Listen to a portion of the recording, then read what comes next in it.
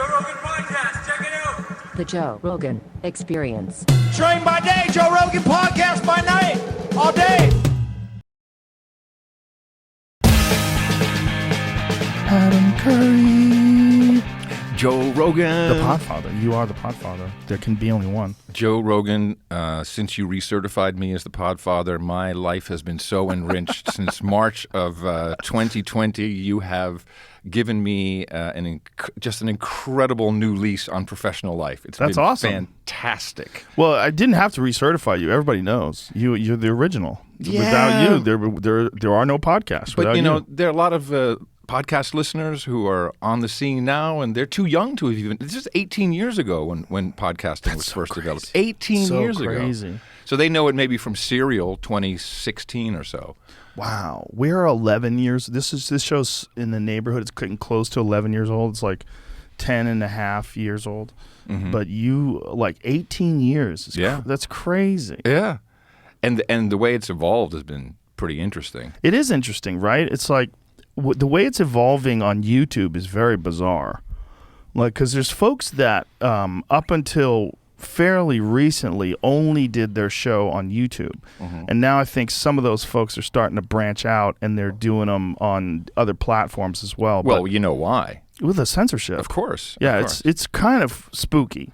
And, you know, people think that, well, you have to do something to combat misinformation. And, we were talking the other day about Yuval Noah Harari, the author who wrote *Sapiens*. Mm-hmm. He had a segment on his Instagram where he's talking about misinformation on the internet and about how when books first came out, the most popular books weren't books on Galileo. It was gossip crap. Well, he was saying that it was about witches and how to spot witches. Right. And then countless people were killed because people were convinced that these how to spot witches books were good. Mm-hmm, mm-hmm. And so they were going around trying to spot witches and kill them. And so this was at the invention of the printing press. This was like one of the first early uses of it. I had not heard that, but when he said it, it was like, bing! Oh, of course. Have you seen the Catherine the Great series? No. And I think a lot of it may actually be historically true, although it's completely a comedy. Like, she apparently had sex with her horse, and there's some historical evidence of that. Yeah, she supposedly did, right? Yeah, did she die having sex with the horse? Did the horse fall on her or something?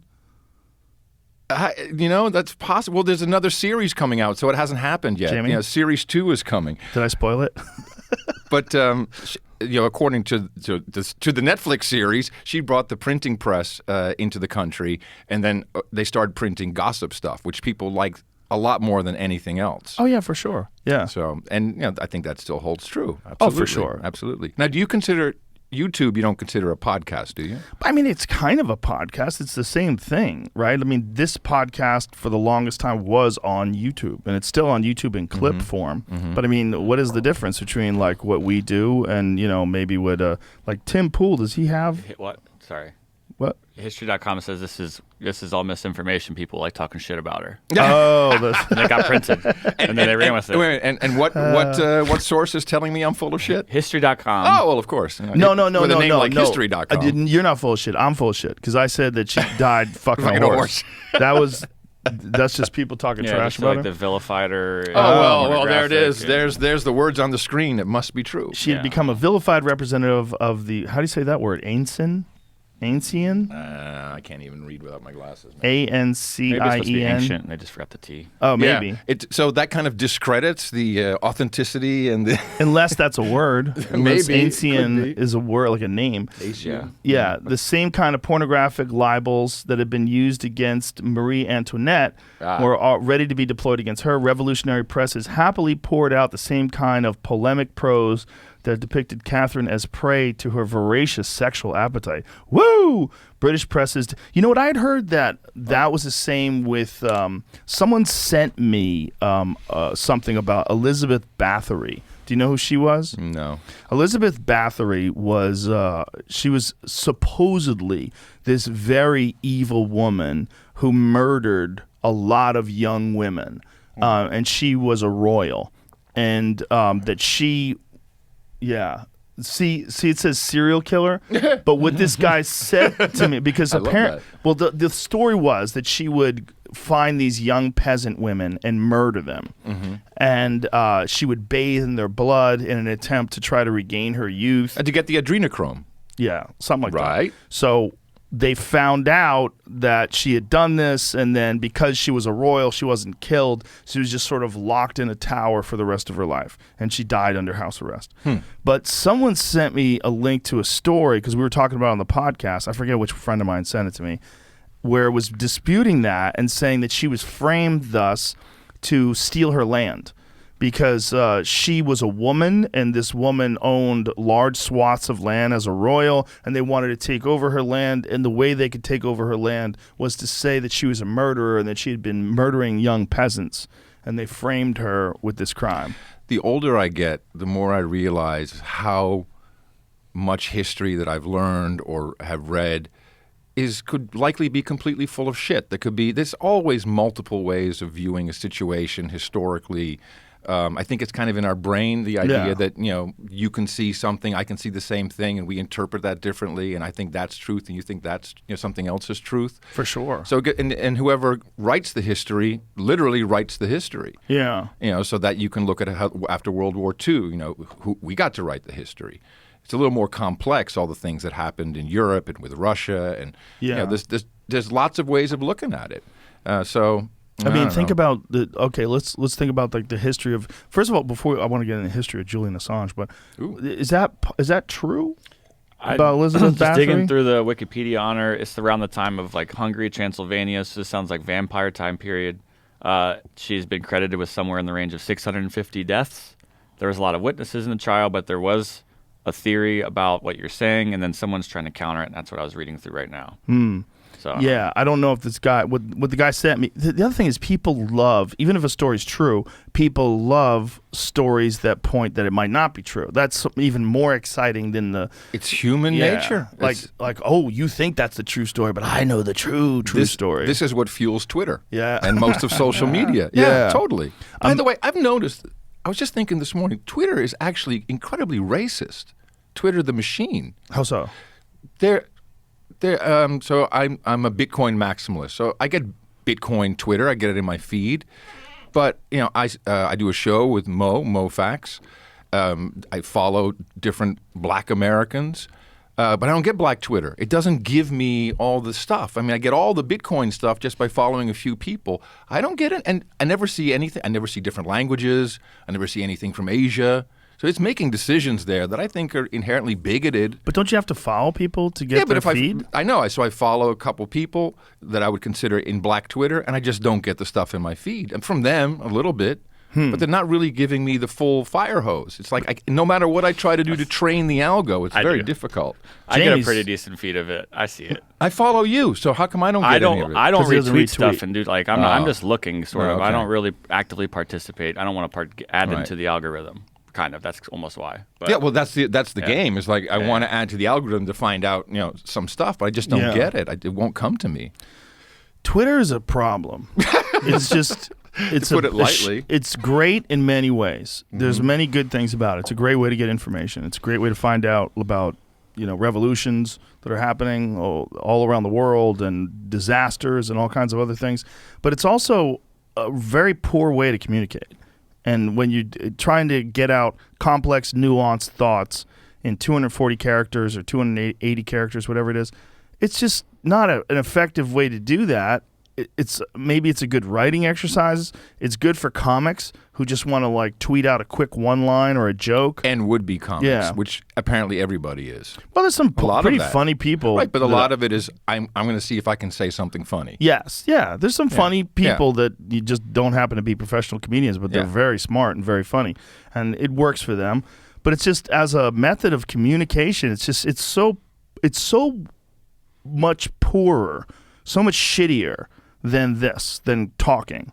Which is why even the New York Times had to admit you are too big to cancel. This. Oh, I didn't read that. My God. Oh my God. Oh my goodness. Weird title, but of course it is a weird title. But that just shows you because it all comes from the same places. All the stuff is heated up everywhere on Twitter, Facebook to some degree, but Twitter I think really is where it all stems from. And then you've got blue checks who are journalists, and it's a cesspool-y type Very thing. cesspool-y. Yeah. I wonder if anybody's done a pie chart of like negative to positive, or a graph of negative to positive tweets. Like tweets that are arguments versus tweets that are like positive and uplifting. Twitter has all that. They know exactly what's going on. Well, I bet it would be overwhelmingly negative. I bet it's more in the neighborhood of like 60%. Except they would see that as sticky. Sticky. They wouldn't say that's negative shit. They'd say that's sticky. Why would they say it's sticky? Because people stay on their platform. They're sticky on the platform. I see. We can do more with them. Like the algorithms. Yeah. Well, but the longer you're on the platform, the more money they make. Yeah. I don't know where the censorship is going. The censorship disturbs the shit out of me, because there was political censorship that was very clear, and they made a decision during the election to not release any of the Hunter Biden stuff. So they censored the New York Post, which is really crazy, because the New York Post is an enormous newspaper. It's been around for how many years? Hundreds, right? At least 80. 800. Yeah, maybe 100. I think it's more than 100 years old. I think maybe I don't know. It's old. It's been around How long longer, has it been around? longer than the 200? internet. Holy crap. 200 years old. Okay, so it's been around forever, and it was a real story. And they decided that real story could cost Joe Biden the election. They wanted Joe Biden to win the election, so they decided they will not air that story. Right. And so if you put that story in your tweets, they deleted it. If you put it on Facebook, they deleted it. They made a mass censorship decision that would favor the Democratic Party, which is really weird. It's real weird, because it's not. Why do you see it as weird if you know that people who are running these companies, and I'm not talking about Jack Dorsey, but there's a board, there's a lot of money involved, and there's antitrust, as government is involved with them trying to fuck with them, so there's this give and take. What are you doing? Okay. There's a lot of things. Silicon Valley spends outside of pharma probably the most money on lobbying in D.C. And I think there's also a little bit of grandiosity there. It's like we're fucking Twitter. We'll do what we think is right. And that's what all of this canceling is, or censorship is. Well, that's not right. You can't say that it came from a lab. That's not right, because here are the people who said it's technocrats. Yeah. It's a technocratic society, and it's coming from Silicon Valley all over government everywhere, really. Yeah, it's just so. It was so obvious. That's what was disturbing, because it was like trying to steal something in broad daylight. And everyone's like, hey, are you just stealing? Are you just stealing from the store? Maybe that's not the best example, but you're doing something that, there's no good argument for censorship. Right. It's never been a good thing. Well, even worse than that, today, as long as it's under $950, you can go into a Walmart and steal all you want. So there's some lessons here. Well, you see what's happening in San Francisco. They're being forced to close down all stores. Of them. All the Walgreens are closing, Which is just so insane that these fucking politicians think that that's a viable strategy. They think that somehow or not, like, here's this, they were thinking, listen, we're putting people in jail that just want to, feed themselves or something. Like, let's not put them in jail. But what you don't understand is, by saying that and publicizing it, you're literally encouraging people to steal things under $900. So you saw the video of the guy in San Francisco. He goes in the store with a bike. Yeah. So he rides a bike into the store with a garbage bag, grabs stuff off the shelf, fills the garbage bag, and rides the bike out the door. And they literally can do nothing about it. I saw the same thing happen myself. I was in the CVS on the corner of East Riverside and Pleasant Valley. It was maybe 10 at night. I was picking something up. There's one guy at the cash register, and it's just people from the homeless camp on the median there just coming in with their bikes, just taking stuff, walking right out. It's crazy. And I look at the guy, it's like, I can't do anything. I'm not supposed to do anything. Not supposed to do anything about people stealing. And there's a security guard in the video there. He's just standing Well, there. they don't even have that here. Yeah. Zooby had a really good post this morning, like a 20-parter about all the things that really social media is a big part of, but how people will often choose, obviously, security over some liberty. How they would rather be, they'd rather have a little bit of. They'd rather not take a chance and be accepted by the group. I mean, these are all very human behaviors, and even without social media's direct intervention, the internet has really created a beautiful place for propagandists to go to work. And it's really, really sophisticated, some of this stuff. And we don't even know, you don't catch most of it, but so much is being propagandized by corporations mainly, but also, just look at the reporting. If we can just touch the third rail, January 6th. This is being rammed down our throats as an insurrection, the most dangerous thing that's ever happened since the Civil War. That's our president who said that. I mean, I have eyes. I saw some of it. We haven't seen the 10,000 hours of video that's available. But to say that was a violent insurrection on par with the Civil War or the worst since 9/11, and we need a 9/11 type commission, I mean, I'm not blind. I watched it live. I saw a lot of what was going on. It just doesn't seem like there's a truth there between what most would say is, well, we're just walking in between the lines. No, more happened than that. But violent and it killed 5 people. No, 3 people died of natural causes. They were protesters, right? Didn't some of the protesters die? They had heart attacks? Because it's probably the most exciting moment of their life. Yeah. And it happens. You get a big group of people together. Someone's gonna bite the bullet. The incessant lying about the one Capitol Hill police officer that he was killed, but he died of a stroke later that night. He wasn't killed by a fire extinguisher to the head. Yeah, they said they beat him to death. Yeah, right? that just That's wasn't true. But that just keeps being repeated, and it just becomes lore. It becomes the truth after a while. But he likely died because of the stress caused by that event. Well, that isn't being reported like that. Right. So, Yeah. The report was he got bashed in the head with a fire extinguisher. The thing that bothered me the most that I didn't hear much discussion at all, that we've talked about a few times on here, is the cops opening up the gates. Like, what the fuck was that? And taking selfies with people, like the MAGA-loving cops. I thought it would be a good idea to open the gates and to let the protesters through. But again, we've only seen what we've seen, what has been presented to us. So everyone has an agenda. We don't really know what every angle. Like, I'm in the studio, and I saw your studio, and I had no idea what it would really look like because I'm just seeing a little piece of it. Right. And now I'm here. I'm like, oh, okay. Here's the reality of what it really looks like. It's a very, very different type of situation. But we've gotten to this place where now I'm a conspiracy therapist, right? So I look at all different sides. So there's one angle that must be discussed, and I think we're the guys to talk about. At least with you is the right place. This could have been something similar to the Reichstag fire in Weimar, Germany, which kicked off kind of the whole Nazi Socialist Party by burning down the government building. They blamed it on these other groups, and then all of a sudden you've got some political power. There's definitely superficial evidence that shows that there may have been people who were instigators, agents provocateurs, who were leading the charge, and that there may have been some cooperation on the other side just to get people in, just to get this whole thing going, just to really create this idea that if you take it to its logical conclusion that 70 million Americans are potentially domestic violent extremists, can be flipped in a heartbeat. You got to keep your eye on them, and they're typically white and they're typically Republicans. That's what this has been turned into. Where's the evidence that shows that there was agent provocateurs or that there was some sort of manipulation? Well, the FBI says that they did have confidential informants at the event. They've admitted that. Don't they have confidential informants everywhere? Well, I think Jamie's a confidential informant. Well, Jamie's your CIA handler. We all know that. Come on, give me a break. What's He's my happening CIA What's handler? happening next month, Jamie? What are we doing next month for the company? I'm waiting for my Pickle Factory hasn't set the information yet. Well, we know that agent provocateurs are a real thing, and we know that they exist throughout history.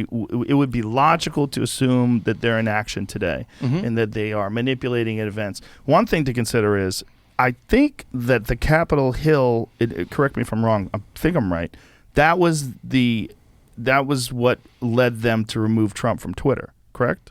Yes. Yeah. So that's important. Like, you need a thing to happen to remove Trump from Twitter, because Trump on Twitter, he can do a lot of things. Well, I think, I don't know if that was the main reason, but that was a part of it. There's a lot politically, and everything's politics as far as I'm concerned. Politically, it was very, very powerful because this has just been positioned and reinforced as a violent insurrection.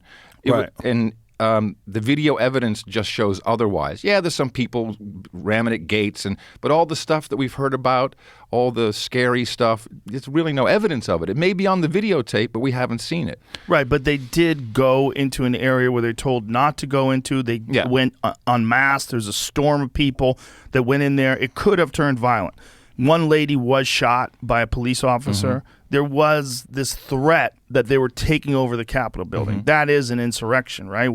So how do you label that? We just moved, but my former neighbor, his wife is an undercover detective, Austin Police, and also worked Capitol Hill Police for many, many years. And so I had an opportunity to say, after January 6th, what the hell? And it was made very clear to me, if there was they've shot people throughout history. Go look how many people were shot and killed by Capitol Hill Police in the Capitol building for just doing crazy shit. Right. It's been bombed before. It's literal bombs in the Capitol. So this has happened. These guys don't mess around. If you are doing something that is really dangerous, they shoot to kill right away. No questions asked. They are badass. So that didn't happen. And of course, my neighbor didn't say, well, that was a false flag.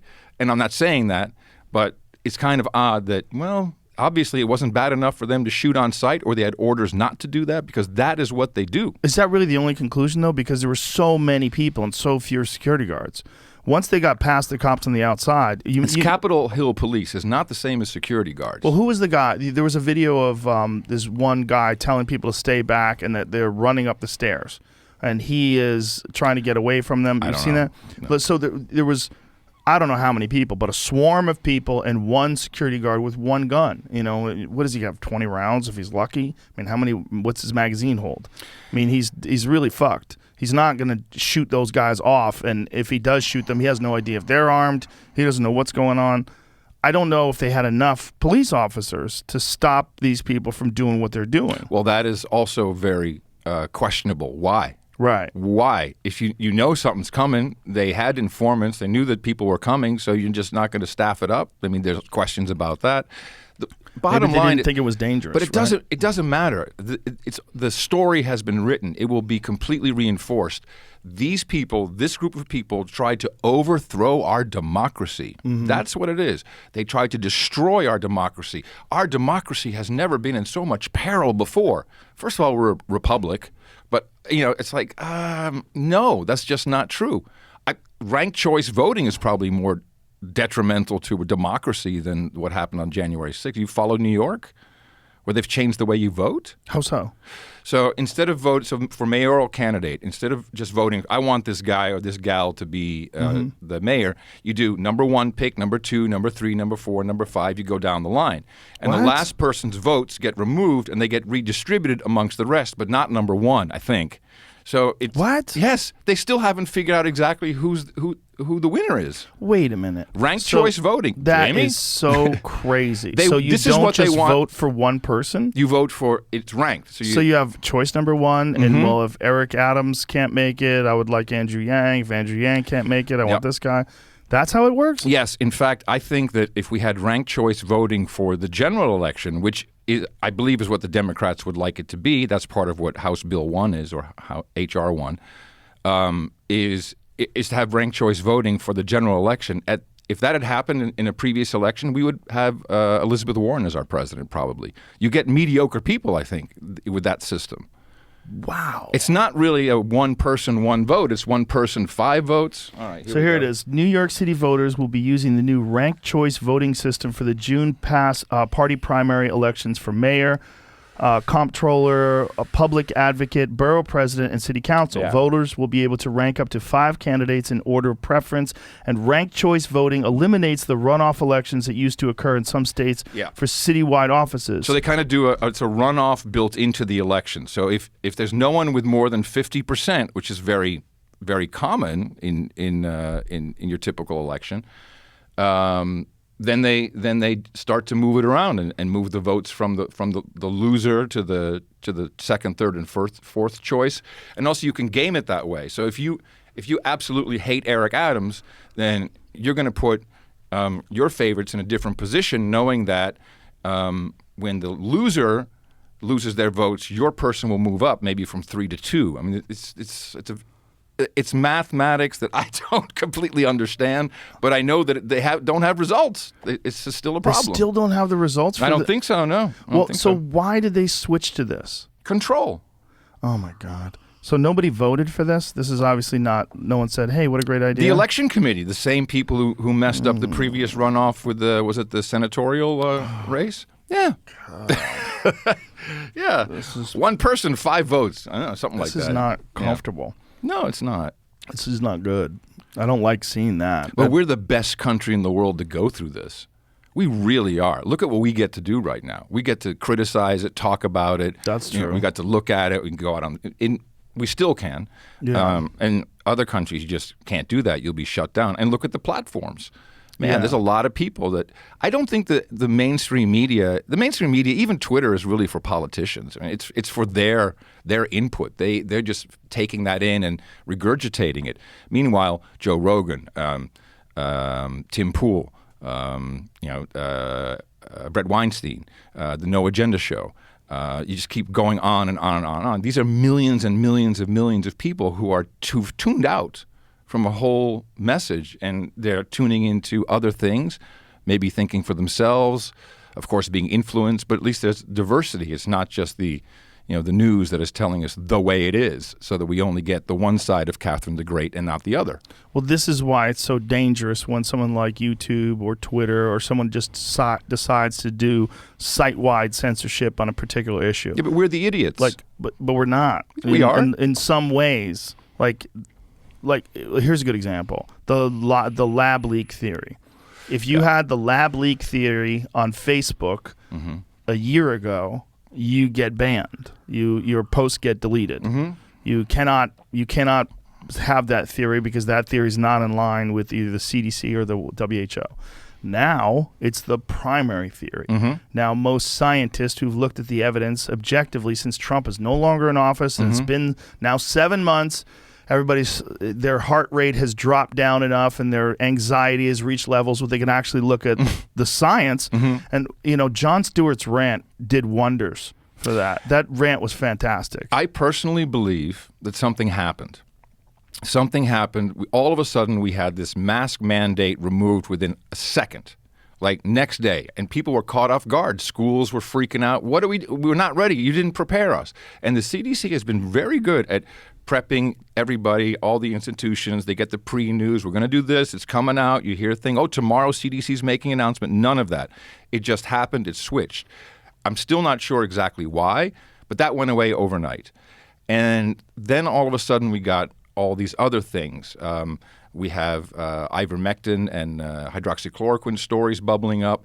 But, this example, the bat versus the lab, that just all of a sudden, based upon a story written by a former New York, actually, it was a little worse than that. The story was, turns out 3 people tested or were sick who were working in the lab. And that's why now the lab theory is in play. That, of course, is bullshit.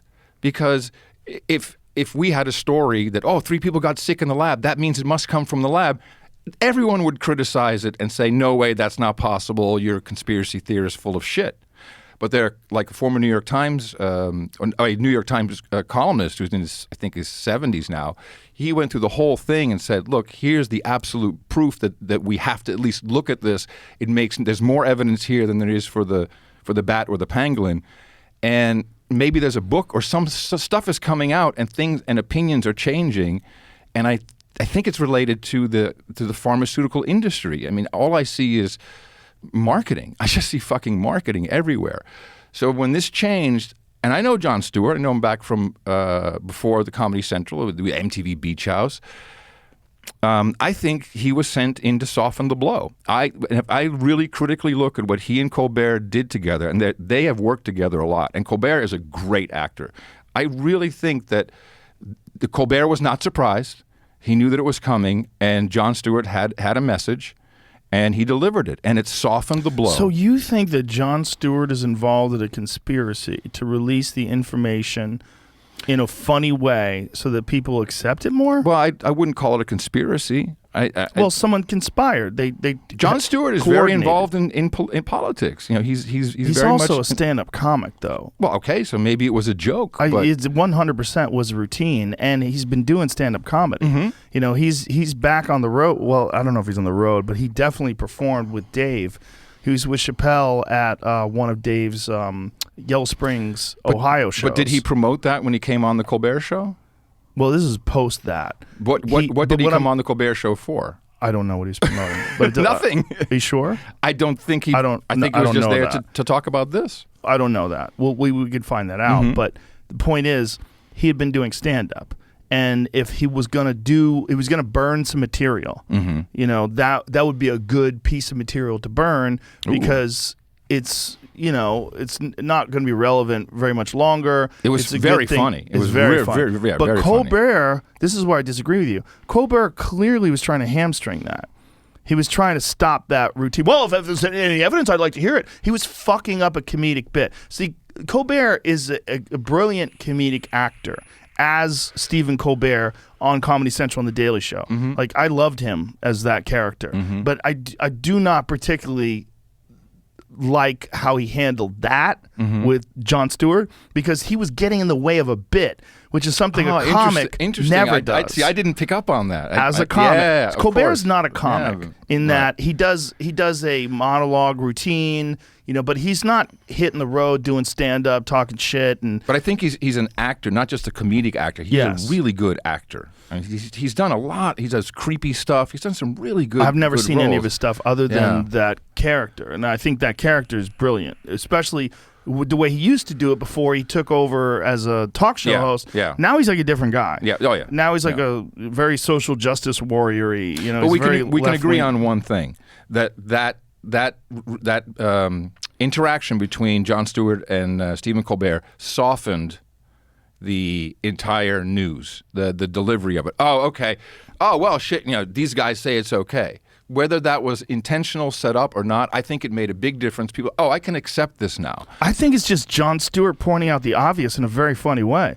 He's like, are you out of your fucking mind? This is a lab in Wuhan that measures coronaviruses, that does work with them, that actually juices them up, gain-of-function research. But they're there in the place where it broke out. And everyone's saying, well, no, it probably came from a pangolin. So he goes on this long comedic rant about how, of course, this is probably what happened. Like the idea of this natural spillover is stupid. So he's just doing stand-up. Okay. That's my take on it. I mean, this is what we talked about just a couple minutes ago. Yeah. I see something, you see the same thing. This is my take, that's your take. I'm totally willing to believe yours too, obviously. Because the end result is the same. I cannot imagine a world where Jon Stewart agrees with Stephen Colbert and Jon Stewart get together and go, and Stewart goes, look, I wrote this incredible bit because I was contacted by the powers that be, and they want to soften the blow of the live leak thing, so they want me to do a comedic bit. So I've created this comedic bit. Like, the problem with that theory is it's Occam's razor, right? What's the most obvious scenario? The most obvious scenario is, look, this is comedy just writing itself. You have a coronavirus research lab, a level 4 lab in the very city where this disease breaks out. Right. That's a coronavirus this disease. was being said a year and a half ago, Right. and it was forbidden territory. Yes. So why was this okay? Because Trump's not in office anymore. Because Trump being out of office for 7 So months. how does the media in particular and politicians recover from the media in particular? Ivermectin and hydroxychloroquine are shit because Trump said so. Well, How do they recover? hydroxychloroquine, yes. How do they recover? How do they recover? Ivermectin did not get discussed by Trump, as far as I understand. Oh, a couple times, yeah. Did he? A couple times, sure. But it wasn't the big one. Like hydroxychloroquine was a big one. He's like, it's basically a miracle. It's a miracle. But it's not as effective as ivermectin, according to these studies that have been. And there's quite a few studies. And people are like, where's the suppression? There's all these studies being done on ivermectin. Look, scientists do science. Scientific studies are always going to take place, particularly when there's a drug that is not just a viable drug for as an anti-parasitic. It's been used for over 40 years. It has a very high efficacy rate for river blindness, and it's a great drug. And the guy who created it won a Nobel Prize. YouTube removed his video. I know. This is the very guy who won the Nobel Prize for ivermectin. YouTube removed a video of him discussing it, which is just crazy to think that some tech nerd from Silicon Valley has the insight. And the world doesn't need to hear this. The world shouldn't have access to this information. That's insanity. That to me is very creepy. That someone at YouTube made that decision. That you're going to take this man who won the Nobel Prize for ivermectin, and he's got this video. I don't know the content of the video. Do you know the content of the video that they removed? I've seen many different videos of him. But this is him discussing ivermectin, and it was removed. The same with the inventor of the mRNA technology. Yes. He's also been removed. Yes, it's insanity. There were Peter McCullough, Dr. McCullough. He testified in Senate about ivermectin, and YouTube took down his Senate testimonial. Same thing as Dr. Pierre Corey. Exact thing. Great episode, by the way, with Corey and Brett. It was fantastic. That guy's treated hundreds, if not thousands, of COVID patients and had extremely positive results using this one particular drug, ivermectin. Now, I think that the problem with so the media is one. It was really easy for the media. Anything Trump says, and if you go look up ivermectin, the first thing you see is horse dewormer. Ha ha ha! He's telling us all to eat horse deworming paste. Hydroxychloroquine. Ha ha ha! Aquarium cleaner. All of these, they totally distorted the truth. That was very obvious. So now, but hold on a second. It's that the reason why they did that is because it is a horse dewormer, and hydroxychloroquine does clean pools or it's different tanks. versions. It's a different version, very different versions. But because of that, it's not like aspirin, right? Aspirin is like people take aspirin for a headache. Here it is. I think ivermectin actually is close to aspirin. But look, I'm not a doctor. All I'm trying to point out is that the media had its role there by ridiculing and mocking, so that suppressed any information about any alternative drugs. But the pharmaceutical industry, they make no money on this. This is a generic drug. It's pennies. It's pennies to produce, or less than that. And it is my belief that we'll see a similar situation where either hydroxychloroquine or ivermectin, or we'll start seeing maybe another Jon Stewart, Stephen Colbert bit. And then we'll have Merck come out with the pill. And the pill will be a new version of one of these existing drugs with the compound, just twisted a little bit so they can patent it. Well, that would be the best case scenario, right? And Pfizer is doing the same. They're also working on a pill. So, yeah, it would be the best case scenario. Well, but Merck's pill that they are working on, Brett Weinstein actually discussed, and I don't know if he did it live on the podcast. I don't think so. He sent me some information on it, but they have a similar thing. Right. But it's different because they can patent it. There was a lot of greed at play here, and the thing that still kind of gets the pharmaceutical companies. We need to understand they are 100% altruistic, and they always have been. Okay, now go on. They've placed us in a biosecurity state, as far as I'm concerned. But it's the idea that everybody all of a sudden is trusting the pharmaceutical industry is hilarious. Not me, brother. Not me. I know. Not you. When I was 7, we moved to the Netherlands, and I had to have all kinds of vaccinations, and that's when my Tourette's started. Now, I don't know if it's literally from that. I mean, no one knew it at the time. My dad has had some tics later in life, so maybe it was in me genetically, and that was just going to come out. So I've always been a little bit wary of vaccines in general, but my last ones were 2003. I went to Iraq, so you had the military puts yellow fever or whatever in you. But we had this global shutdown. We had COVID. Trump is on his way to probably sweeping the election. And whatever happens, whether you look at Event 201 and was it a pandemic, it doesn't really matter. Fact is, the whole world was shut down. And all of a sudden, out of nowhere, Trump says, Operation Warp Speed, bitches, we're going to have this shit in your arm by the end of the year, which is I mean, that would have been the most insane thing. Vaccines take 4, 5, 6, 7, maybe 10 years to develop. But no, and we have new technology. I think it's possible, and again, conspiracy theorists, that this whole idea of the Great Reset, if you just look at the World Economic Forum, what this asshole Klaus Schwab is prognosticating, and how many the global banking system really, they wanted some kind of shutdown. And the shutdown would make all small businesses irrelevant. So, and we, even how it was named, like you're an essential worker. Well, who was the essential worker? Fast food, big box, not small restaurants, not small retailers, not your butcher, etc. And this was, and you think it was bad here? It's been horrible in other countries. Let me stop you there, because fast food didn't differ from small restaurants in their ability to serve takeout. Small restaurants close, but they serve takeout. They still serve takeout. They close in Austin. They closed for several weeks. Everyone was closed for several weeks except for fast food. But do you think that that's a conspiracy, or that was a decision made locally? Because in California, there was a period of time, I think, when things shut down, but then I know most of the restaurants were allowed to serve takeout. They were allowed to serve to go. Did it hurt everybody? For sure, it hurt them. For sure, it hurt them. A lot of business. It was I just view it as a first strike. Why could you not? Why could you go to McDonald's and why could you not go there? Or you had to only do takeout in that manner. People weren't handing it to you; they're putting it in the back of your car. I mean, all kinds of different rules, and certainly just regular stuff. You could go to Target, Walmart. Those were kind of the big ones. You couldn't really go anywhere else. And we don't have in Europe, not everyone has a big box store. There's one in a certain location, so a lot of people would go there. I'm just looking at what the World Economic Forum publishes on their own website. And they talk about the Great Reset. And this reset will eventually take us into protecting the Earth from climate change. But we first have to lock down and get ready for whatever comes our way.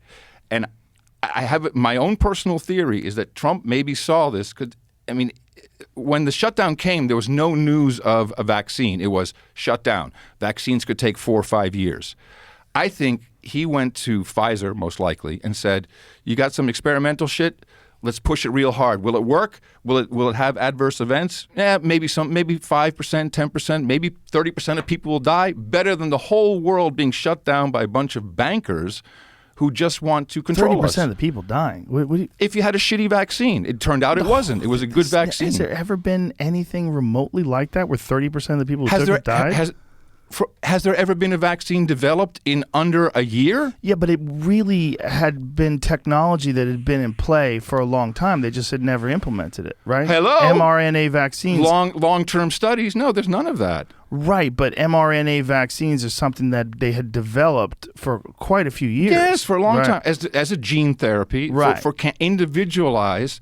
And in 2008, I think, there was a big conference put on by, I think, Goldman Sachs, and all the medical companies were there. And I just started No Agenda, so I was researching. And they had PowerPoint slides and everything on the website. And all you saw was the future is vaccines, because we're giving people medication before they're sick, and you get them on a program, and you get them on a schedule.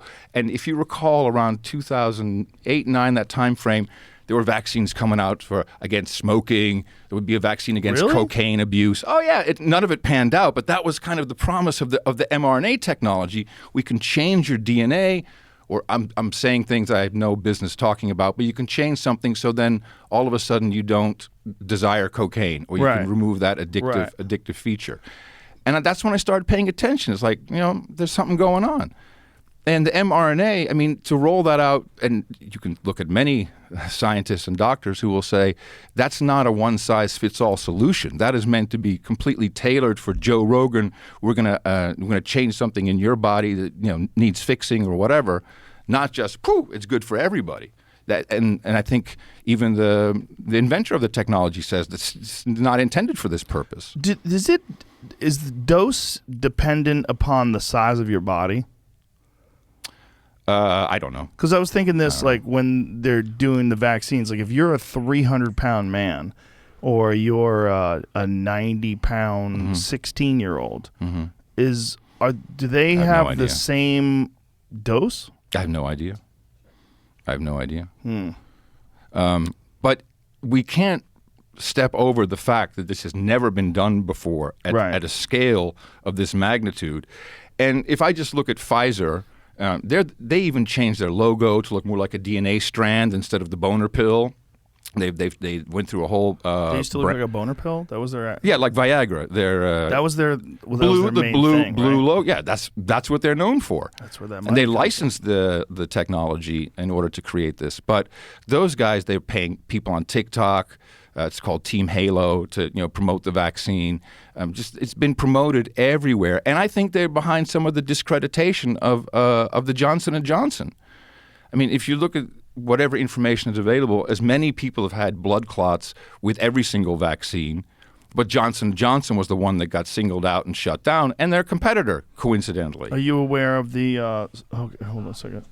It's not dose dependent.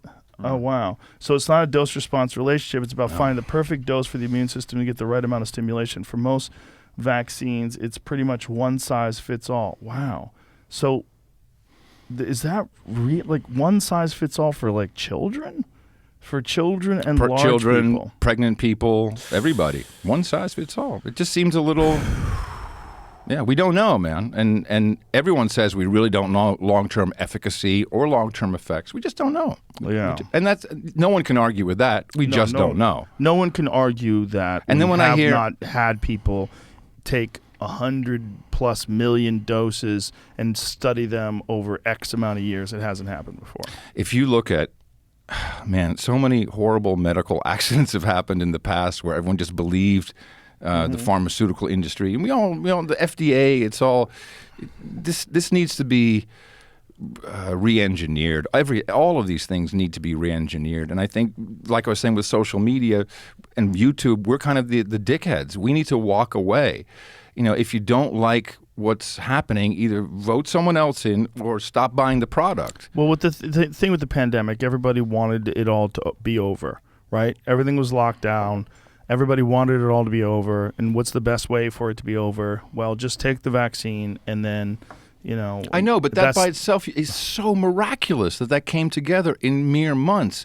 And just saying, well, it just happened to be ready. No, I don't think it was ready. I don't think anyone. And that's why it's still emergency use authorization. And we just don't know. Now, at this point, you have to say, well, what is more dangerous? Getting COVID and risk dying, or some adverse event from a vaccine that is still under emergency use authorization, hasn't been tested very long. And, you can look at a million different numbers and make a decision there. But it was definitely out of the ordinary, and I can't imagine any other reason for anyone to say, let's do this. We didn't even know much about COVID. We're still learning stuff about it, like that it might have come from a lab. We're learning that now. If you knew that then, wouldn't the vaccines maybe be tailored to that? Or we say, hey, China, give me some of that shit you made in the lab so we can tailor our mRNA vaccine to it. None of that. This stinks. It stinks. What's up, Jamie went, huh. I don't know if that's good or bad. AstraZeneca vaccine has brought in $275 million in sales so far this year. This is as of the first 3 months just in Europe. Bro, look but at, it's a look lot at more Pfizer. than that. Look at Yeah, no, Pfizer. that's only 4% of their Pfizer. revenue for the quarter. I mean, you can just wait for the. It's like with SSRIs, antidepressant stuff that Pfizer makes a lot of that too. The side effects are tardive dyskinesia, which is restless leg syndrome, and some of it actually looks a little bit like Tourette's and tics. But you can also get what is your libido completely goes away. It's I like how you say that, libido. Is it libido? It's, Yeah. it's the Dutch in me, libido. Well, in the old country, Joe, we speak of libido. That sounds cool. I got some libido pointing your direction. So they literally sell the thing that makes you less or maybe impotent.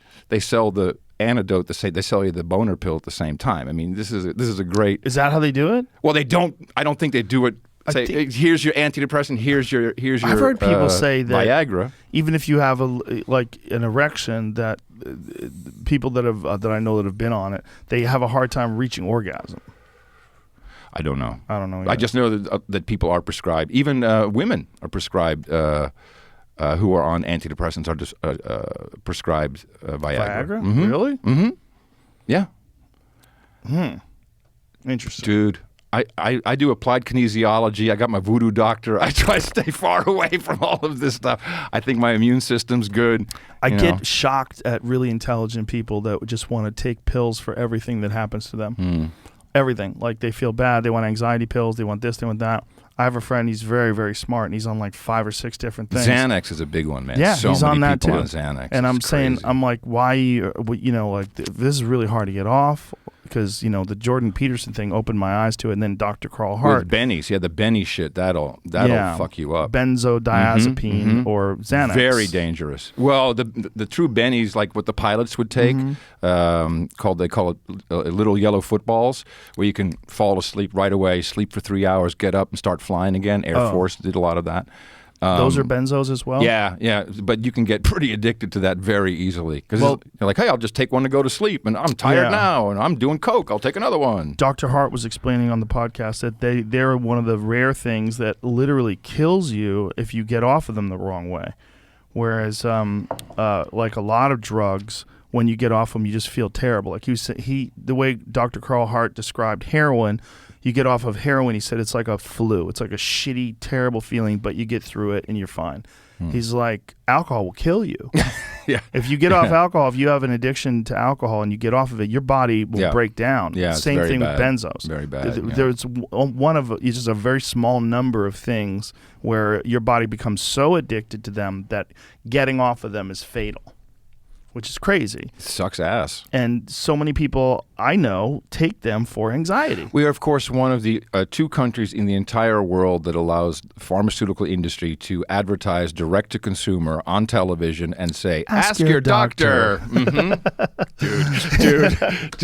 Yeah, it's us in New Zealand, right? Yeah. Which is weird because New Zealand is so fucking, they're so independent. It's such But it's just for sheep over there. I don't know. well, there's a lot of sheep over there. It's By the way, you're going to see this now. You probably want to get your pets vaccinated. oh my God, is that that's really coming? Of course, that's the last push that Pfizer has. Let's get it in their damn pets. God damn it, Dogs there's and so much cats money. can catch COVID from their owners. They've done the studies, and I'm seeing vaccinate your pet popping up here and there. Did you see the Salk Institute released a study on the spike protein? Yeah. Yeah, the Salk Institute reduced a study on the detrimental effects of the spike protein in related to COVID, so that the spike protein itself is causing a deterioration, I believe, of blood vessels, right? That's what they described That it breaks the blood-brain barrier, and it's supposed to stay in the muscle, I think, but it's going everywhere. That's what they say. Well, this is about COVID itself. Oh, okay. Oh, the COVID spike protein. Mm-hmm. No, the question is the same thing apply to the vaccine?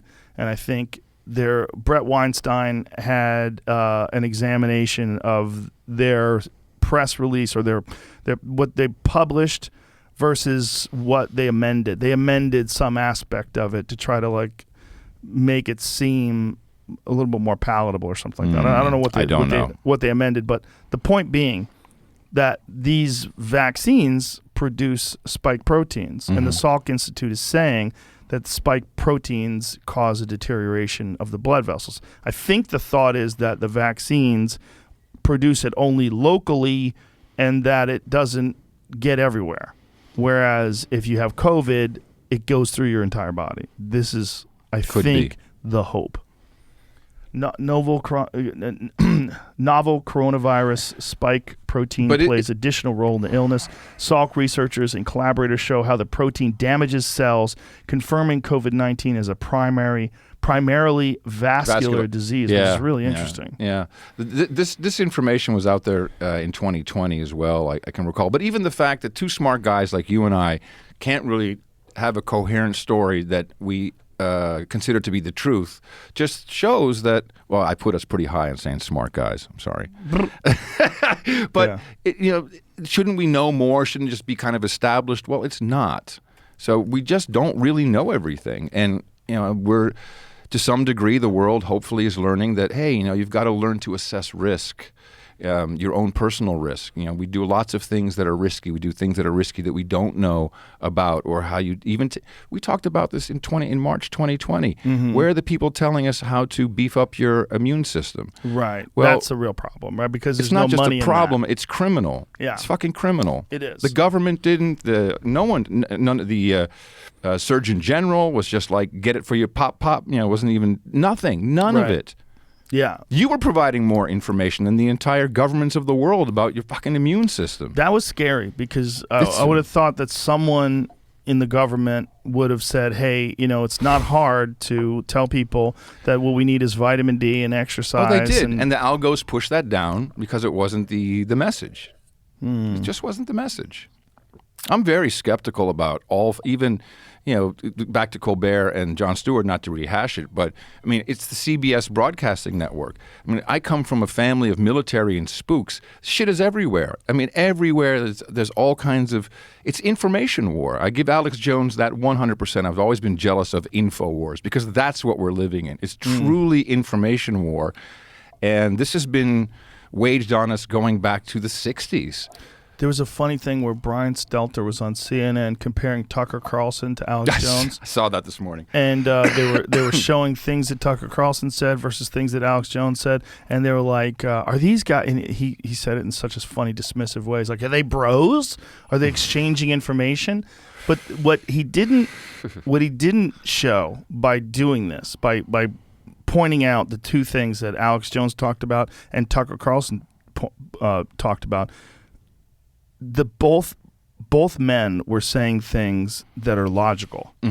They're both saying what you said earlier, like there was most likely agent provocateurs that at least had some part in that January 6th invasion of Capitol Hill. Like, that's not an outrageous thing to say. So just by connecting him to Alex Jones, he's trying to dismiss Tucker Carlson. But what he's not dismissing is the actual veracity of the statements. He's not. Of course not. But the things that he's saying aren't that outrageous. Like, what were the things that they pointed out? See if you can find that. There's a clip that's online. It was all about January 6th. It was several things. But those things were not outrageous. It's not like there's interdimensional child molesters and they're coming through your window in the middle of the night. You do such a good fucking Alex Jones. I've known the guy forever. I need like a jingle, like an Alex Jones, Adam Curry jingle from you, just so I can do it. I actually play Alex Jones in Sturgill Simpson's album. Sturgill Simpson's in his most recent album. There's the opening segment. A guy gets in the car and he's spinning through the radio dials trying to find something to listen to. And there's Alex Jones ranting and raving about the Illuminati, and that's me. Really? Yeah. Oh, wow. You're good, man. That's good. That's good. You got it down. You Yeah. really Okay. do. So here it is. This is Oliver Darcy was on. Is this smokable? What is that? Yeah. Here, so you got a lighter. Stage January 6th. Let's hear what the things are. All right. But Oliver go Darcy is brace back it with from the me. beginning. Emails. It's not that I think the government. My God, how old is this? It's 2011. admitted that they do it. It is a lie to say there are no risks. There are risks in everything, including in No. getting a Please vaccine. go back from the Everybody's beginning. got Go back from the family beginning. that got killed. No. We didn't hear the beginning because he said something in the beginning about okay. them spying on him. Because Tucker Right. Carlson is saying the government's spying on him, and then Alex Jones from a long time ago was saying that they're spying on him. So listen to this. Emails. It's not that I think the government spies on me. It's admitted that they do it. It is a lie to say there are no risks. There are risks in everything, including in getting a vaccine. Everybody's got family that got killed or got sick from a vaccine. So FBI operatives were organizing the attack on the Capitol on January 6th, according to government documents. It is overwhelming, the evidence that criminal elements of the federal government provocateured and staged January 6th. Okay, pause. All right. So what he just showed, none of that is outrageous. First of all, we know from Edward Snowden that the NSA has been monitoring emails and everything. So that's fact. Well, it's so a little different. They collect everything, and then when they need it, they go in and get it. Exactly. But the idea that they're not monitoring Alex Jones is insane, right? Yeah, of course. So whether or not they're monitoring Tucker Carlson, I don't know. But we know that they have the ability to do so. Edward Snowden exposed this. This is truth, right? They've admitted it. This is why he's living in Russia now, right? This is why he's on the run. So there's that. Then Tucker Carlson said that there's some risk to the vaccines. There is a risk to every medication that people take. It's a relatively small risk. Like if 170 million people have been vaccinated, if it was just 1% died, we would have 1,700,000 deaths from the vaccine. That's outrageous, and it's not the case. So it's a very small risk relatively. I don't know. But hold on. There's no numbers that I can look at. But hold on. So that's true. So what he said is true. He didn't say that it's a terrible thing, don't get it. No. It's killing everybody. It's not what he said. He said there is a risk. Alex Jones says everybody knows someone who's died or who's been hurt by the vaccine.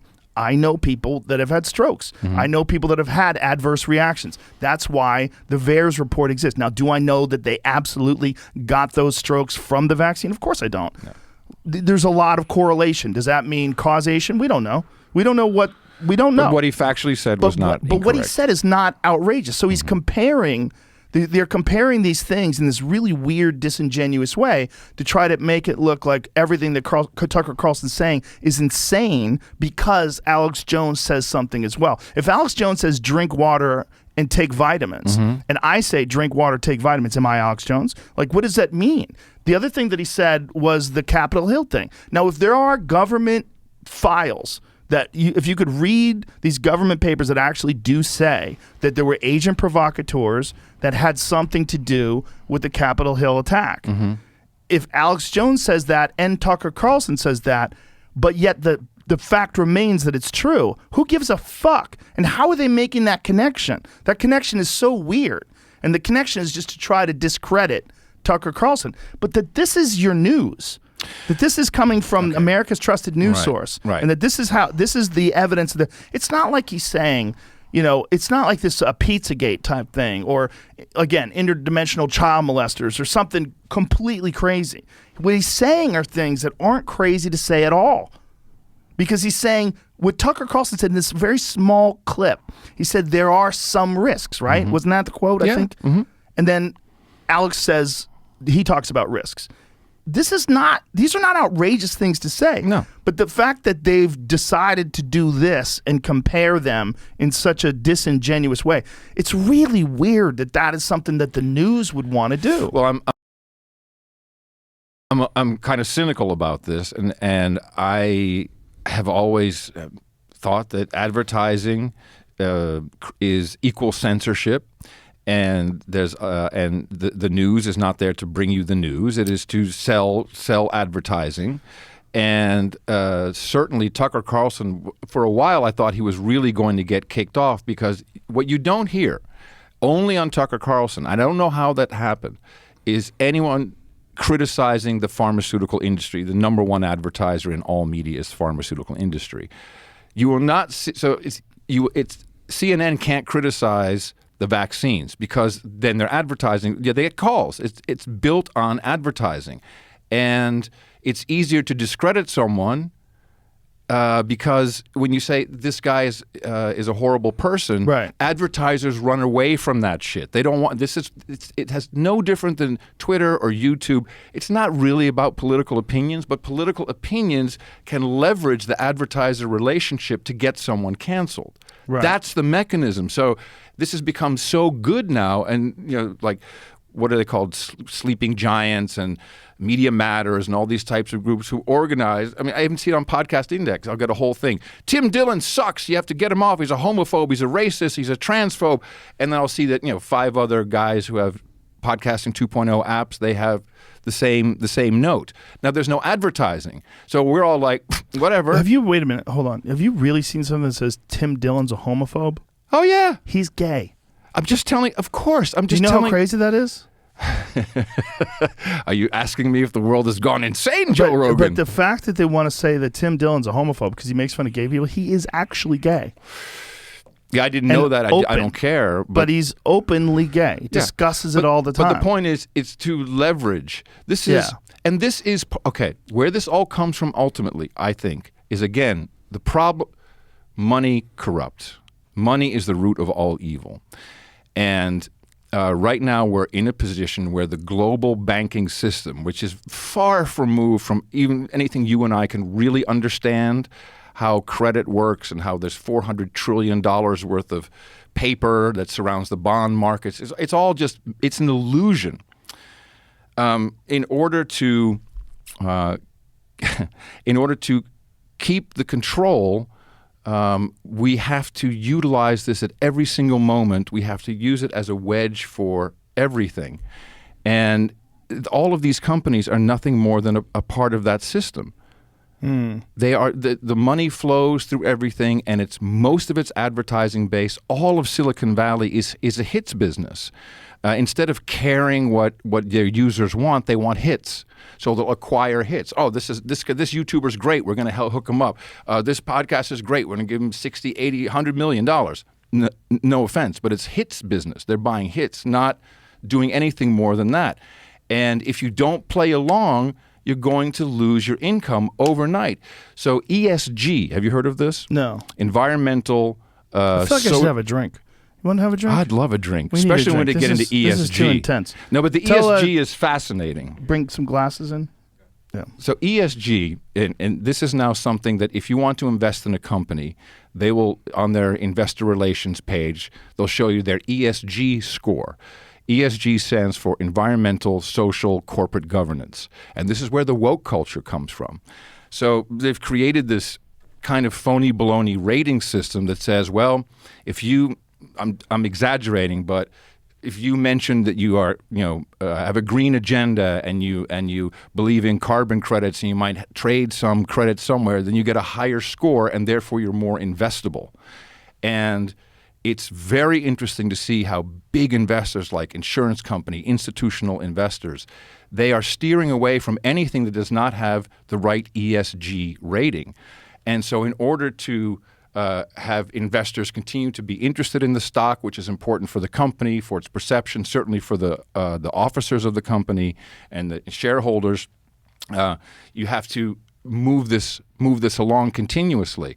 And so it's very simple to see why doing a woke ad as Nike or as any other company, and Pride Month is fantastic because you could. Pride is easy. Throw up some flags, show the right people, trans, whatever, and you got a high ESG score. And so this is a control mechanism that is being used throughout all corporations worldwide, and I don't even think it's stoppable. People are just starting to figure out what's going on. That's where all this is coming from. Nike doesn't give a fuck about black people that way. I don't believe it.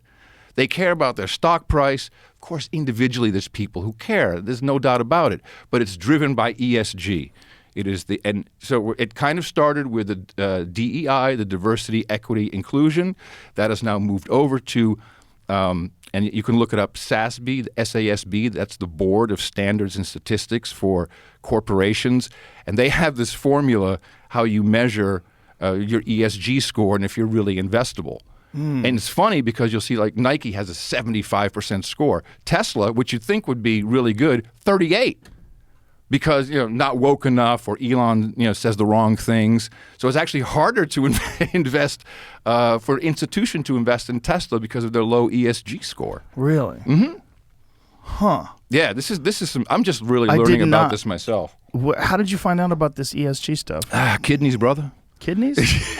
You don't remember that joke? No. Holy shit, you're my age. No, what is the joke from? It was an old joke. It's like some moronic kid in school, figured it out, and then it's like, hey, how come you're not a moron? And the moron says, kidneys. Oh, what was on that? Doesn't quite work. What was that on? What was that joke on? That was when I was in third grade. Oh, like a joke? Yeah, like two Jews walking to a bar, that kind of a joke? Yeah, only less offensive. Cheers. Is that offensive? No. Well, the Jews joke is they buy it. Two Jews walking to a bar, they buy it. Yeah, boom shakalaka. Yeah, it's not. So this ESG stuff is really being utilized to control society. society in general. And Twitter has to adhere to the same thing. And they're using it as a method to maximize profits because people will support companies that are woke because it aligns with their own personal values. So the companies espouse I wouldn't say profits. I would say shareholder value. Okay. That's a little different than profit. Why? What is the difference between profit and shareholder value? So currently, if you are a CEO and you have a board and everyone has stock and all your C-suite people and your important people all have shares, and the way the mechanism works, all right, we have the Federal Reserve and interest rate is at 0, so big companies can go to any bank or and literally Federal Reserve is a bank too and say, I need $100 billion, and they're going to give it to me for almost 0%. Because what we pay on credit card interest or something, that's not what banks pay. They pay almost nothing. So they get that free money, and then they buy back their stock. Buying back their stock makes the price rise. Everybody who has stock wins. That has been going on for a long time. That's the number one way of getting really rich in a public company. Apple, this was the thing when Trump had his repatriation of the money and also the corporate tax cut. The main thing that was a problem, and I'm not sure how they dealt with it, was, well, you're getting all this, you're bringing this money into the country, or you're getting a tax break. We don't want you just using it to buy your own shares. Because you buy your own shares, you're only making yourself wealthy off of actually the backs of the American people because we didn't get that tax revenue. And that's the system, how it's worked, and now they're just expanding it into this mythical ESG, and it's based on how green you are, net zero aspirations, reports, wokeness, social justice. And it's also because it's connected to the idea of being a better person. It's so easy to support. Gotta love it, brother. Look at the ads. And it's one of the rare times where a corporation will get support from the general public for sticking with this. Because we're good people. Yeah. And we all believe we're good people. People are, I love it. I want my LGBTQIA+. There's B's? Just 2 B's? Bi and bi-curious. That's in there too? Bi-curious? In my version there is. Is H in there yet? Just overall horny? Can't people just... Isn't that pansexual? Are they in there? I find it so insulting that it's called the LGBTQ community. It's not a fucking community. It's just as insulting as the black and brown community. Oh, what fucking zip code do I go to meet some black and brown community people?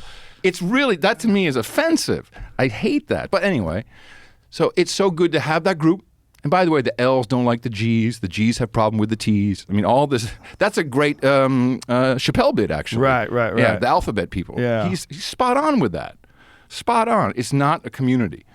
But anyway, it's being abused, just as Black Lives Matter Inc., not Black Lives Matter, the feeling as good people, because we're good people. We don't want racism. We don't want people hurt. We don't want people discriminated against. But we're being used like pawns and saying, oh, well, then do this and go here and say yes to this. And then before you know it, you're kind of stuck in the system where you're afraid to say, that's not okay. And for me, it's as simple as saying, I do not believe in an LGBT community. I believe in people, and they do their own thing, and they love who they love and do what they want, and that's one thing. It's not a fucking community that you can put together and say, this is what we're doing for them. Right. And I think trans women are the most abused by corporations now. They're using them everywhere in every ad, and just to push and push and push. Well, it's just because it's in vogue, right? So this is something that they latch on to. In Vogue or ESG. Yeah, they latch on to. But of course, what does it stand for again? Environmental, social, corporate goals. Governance. I'm sorry. Governance. Environmental, social, corporate governance. How long before there's like a social score for humans? What do you mean? It's already there. It's called. Credit Karma, all these apps are already it. This is not a real credit score, these apps. They have their own score. It's called the Credit Karma or whatever you want to call it. It's not a FICO score. It's not from the official FICO company that does when you go to buy a house, there's a company that will really see what your credit rating is, or two. Mm-hmm. All these other things are kind of their own little scale. And the way it works is if you sign up to us, your credit rating, which will probably be shit, let's say you have 600, 600, just by signing up, you get a Experian boost, 40 points. You're a good person. You installed the app. Now, it's like, well, for every video you stream on Netflix, we're going to give you extra boost. Now, what hasn't what hasn't happened yet, which I do expect, if you watch this type of product on Netflix, will give you even more boosts. Pay this bill on time, and we're going to up your score. So it's a game. It's a complete game just to get more and more credit.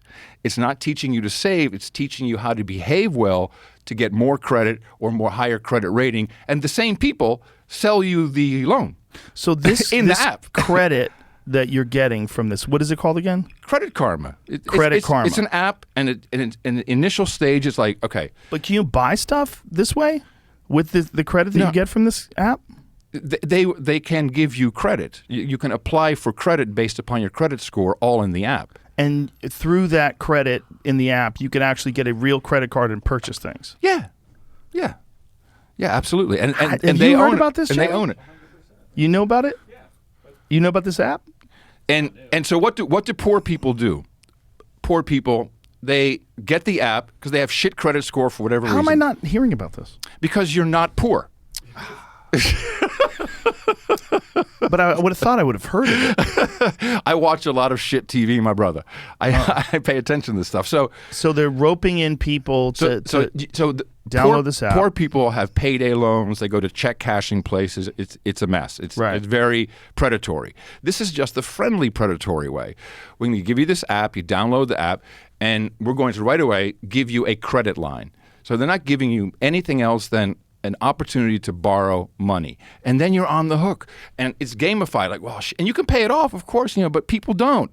It's like, well, maybe if consolidation, bring all your credit cards into our app, and we'll give you one low fee, and we'll consolidate everything, and then they're just going to keep giving you opportunities to want to buy stuff. And Facebook and Twitter and other places on the internet are talking to the Credit Karma people, and they're saying, well, hey, this guy, he could bless you, this guy could probably, Joe could probably buy this brand new phone if we tell him that he can get a little more credit by being a good person and paying certain bills or other behaviors. The Netflix viewing thing is real. So the Netflix viewing thing, what is the motivation there? Or is it specific kinds of things you have to watch on Netflix? Not yet. It's not. Yeah. But it's just Netflix, period. Just get Netflix. If you don't already have Netflix, get Netflix and watch at least one streaming movie a week. It was something like that. So if you get Netflix and watch Stranger Things, your credit rating will go up. Yeah. Here it is right here. Experian Boost now lets you add on-time streaming payments to raise your credit score. The free service helps people improve their credit scores by giving them credit for paying their Netflix bills on time. But this is paying your bill on time. It's not saying watch a show. Not yet. Oh, but if you look at the fine print, I think you do have to at least watch something. Oh. Okay, Experian Boost, a free feature that helps you improve your credit score. But here's the bottom. Bills but here's the bottom line. Here's the bottom line. It says here, when you pay your bills on time, when you are a good person and you pay your bills on time, we're going to give you more credit. This is like your parents saying, if you. But isn't that how credit works? Period. But it's reverse saving. Young people should be saving money. They should not be going deeper into credit debt. That's insanity. Right, but I'm saying credit does get raised when you pay your bills on time, just across the board, right? Right, but their credit is their own score. They have the whole ecosystem. Okay, they control it all. They control it all. I'm worried about and they're tied in with merchants. Score. It'll be through this, like what they're doing in China. But it will be this. China really came through WeChat, so this was it's all based upon commerce. Mm-hmm. That's really what it is. Because they want to cut your commerce off or give you opportunity to do more commerce. See, the beautiful thing about your setup, the way you do No Agenda, is that you don't have any kind of advertiser influence. Right. So there's no one that can influence you and what you discuss and what you talk about in any way. No, the producers, we call our listeners producers, they totally influence me because if we're not entertaining or informative or whatever it is they don't like, they don't send money. Or they send less money or lower amounts, and then we hurt. So of course, but what I'm saying is you don't have advertisers. No. That's big. Well, this is why I started podcasting 2.0 not long after you and I met. Mm-hmm. And this is, it's funny because it turns out Brett's podcast is already using a lot of podcasts are already using this because we've infiltrated the podcast hosting companies. Yeah. Podcasting was decentralized by design. Dave Weiner and I, 18 years ago, the whole idea was all you needed was a place to put an MP3 file and this weird text file, which was called a feed, an RSS feed. And as long as you had that, anyone with an application or an app who could subscribe and say, okay, this podcast lives over here. I'm going to put that URL into my box. Then you had a direct connection with publisher to end user. Now, as that started to grow, you needed, you got hosting companies which make it easier for you. And then we got into the situation where, people got tired of saying, where do I find that podcast? So we needed an index or a directory. And the initial directory that we had was called iPodder, I think, at the time. That's what I gave to Apple. And that was an error, in a way, on my part, because all of a sudden Apple became the default place to find podcasts. Not necessarily discover, but, I'm looking for this podcast. Megyn Kelly.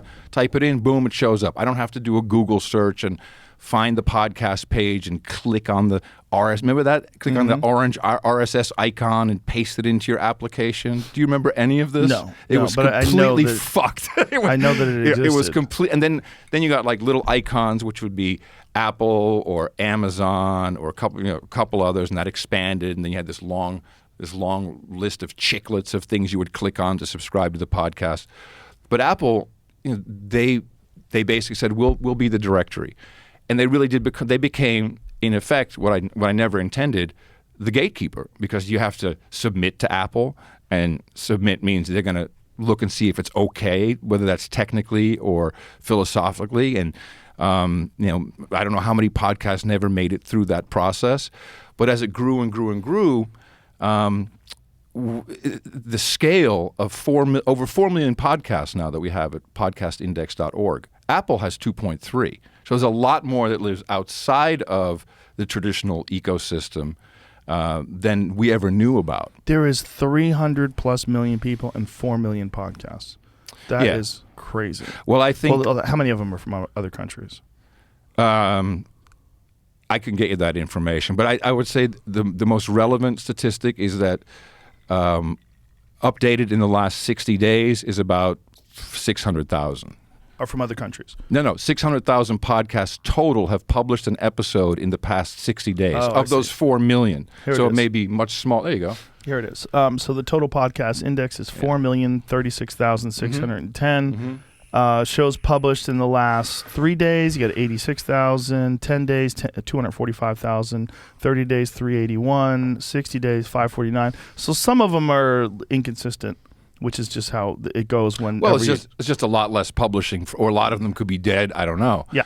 But for instance, very few French podcasts are in the Apple index. A lot of them don't even want to submit to it those French, man. Those crazy, so arrogant. I'm telling you. Baguette eating motherfuckers. So, what's their deal? So here's the problem with the scenario we were at, and this really came to me right after I met you in March of 2020.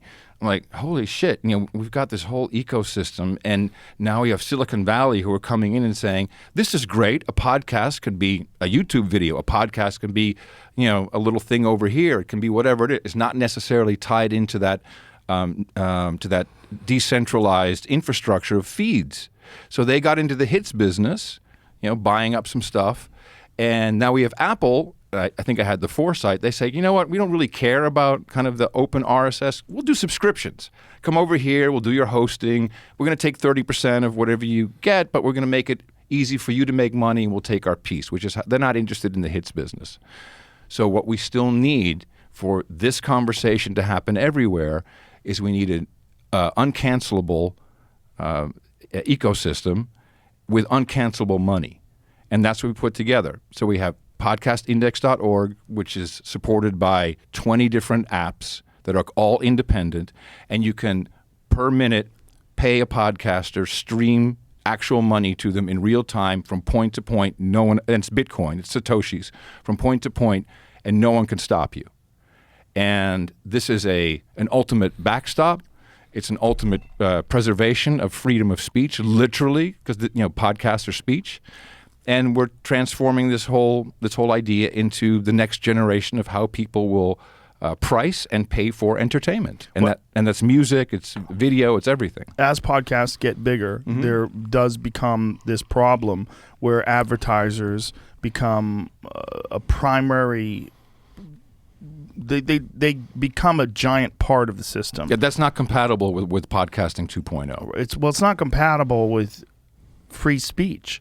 Because there's going to be things that you're going to be asked not to discuss, right? Yeah. And this is the problem with things self-censorship. Well, there's self-censorship too, right? And this is what happens with things like YouTube. Like Tim Dillon's a good example. Like Tim Dillon's podcast, which is I heard he's gay.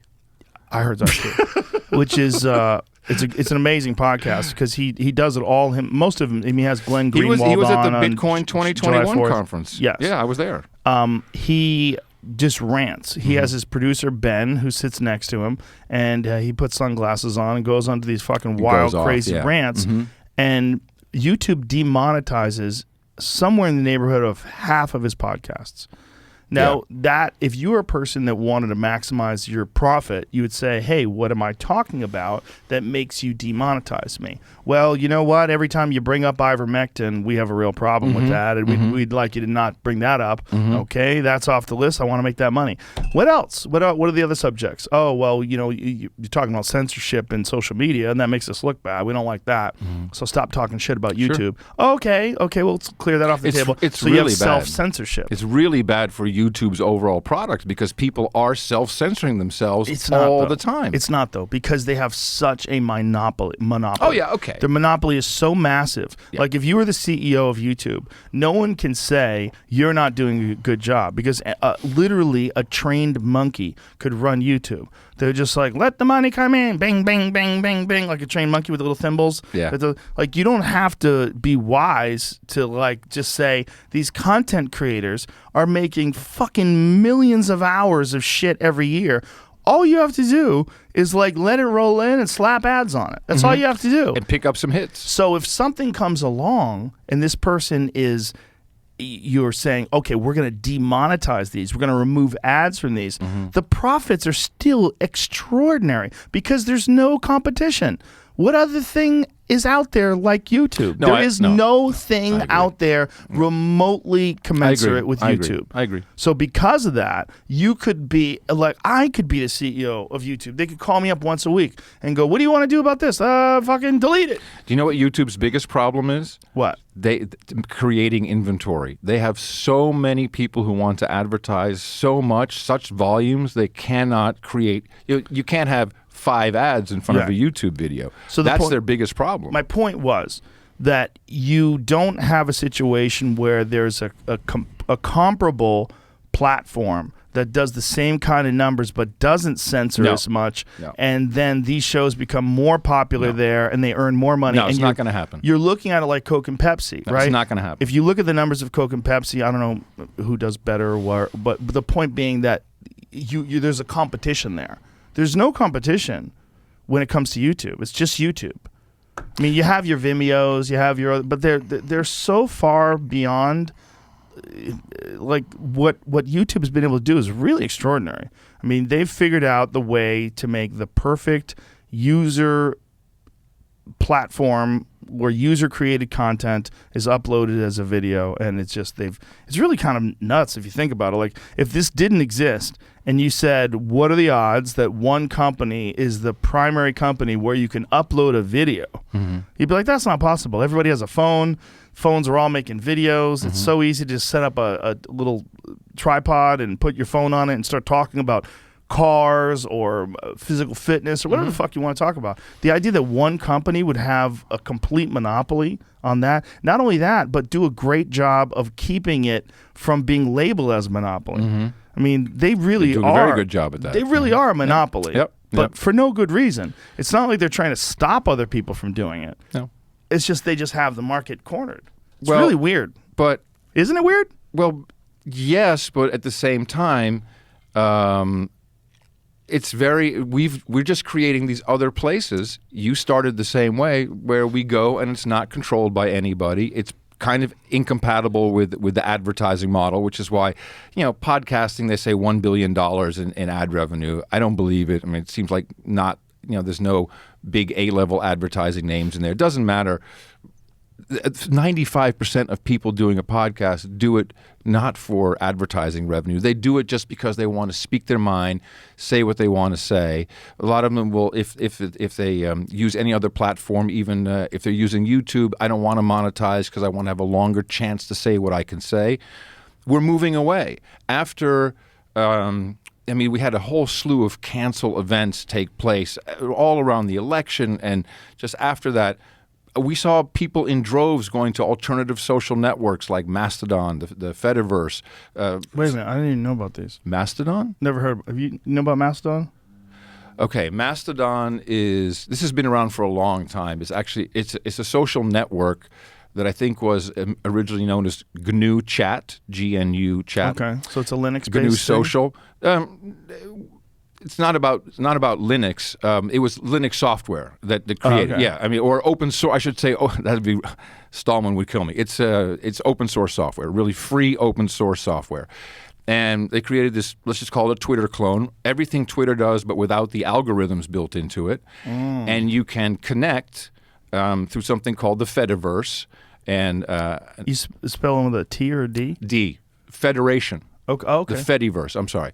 And you do that through something called ActivityPub, which is really the system that makes it really decentralizes everything. It's kind of like a peer-to-peer network, and we're not quite, and you get the information. Can I stop you for a second? A lot like Bitcoin, yeah. You really are a super dork.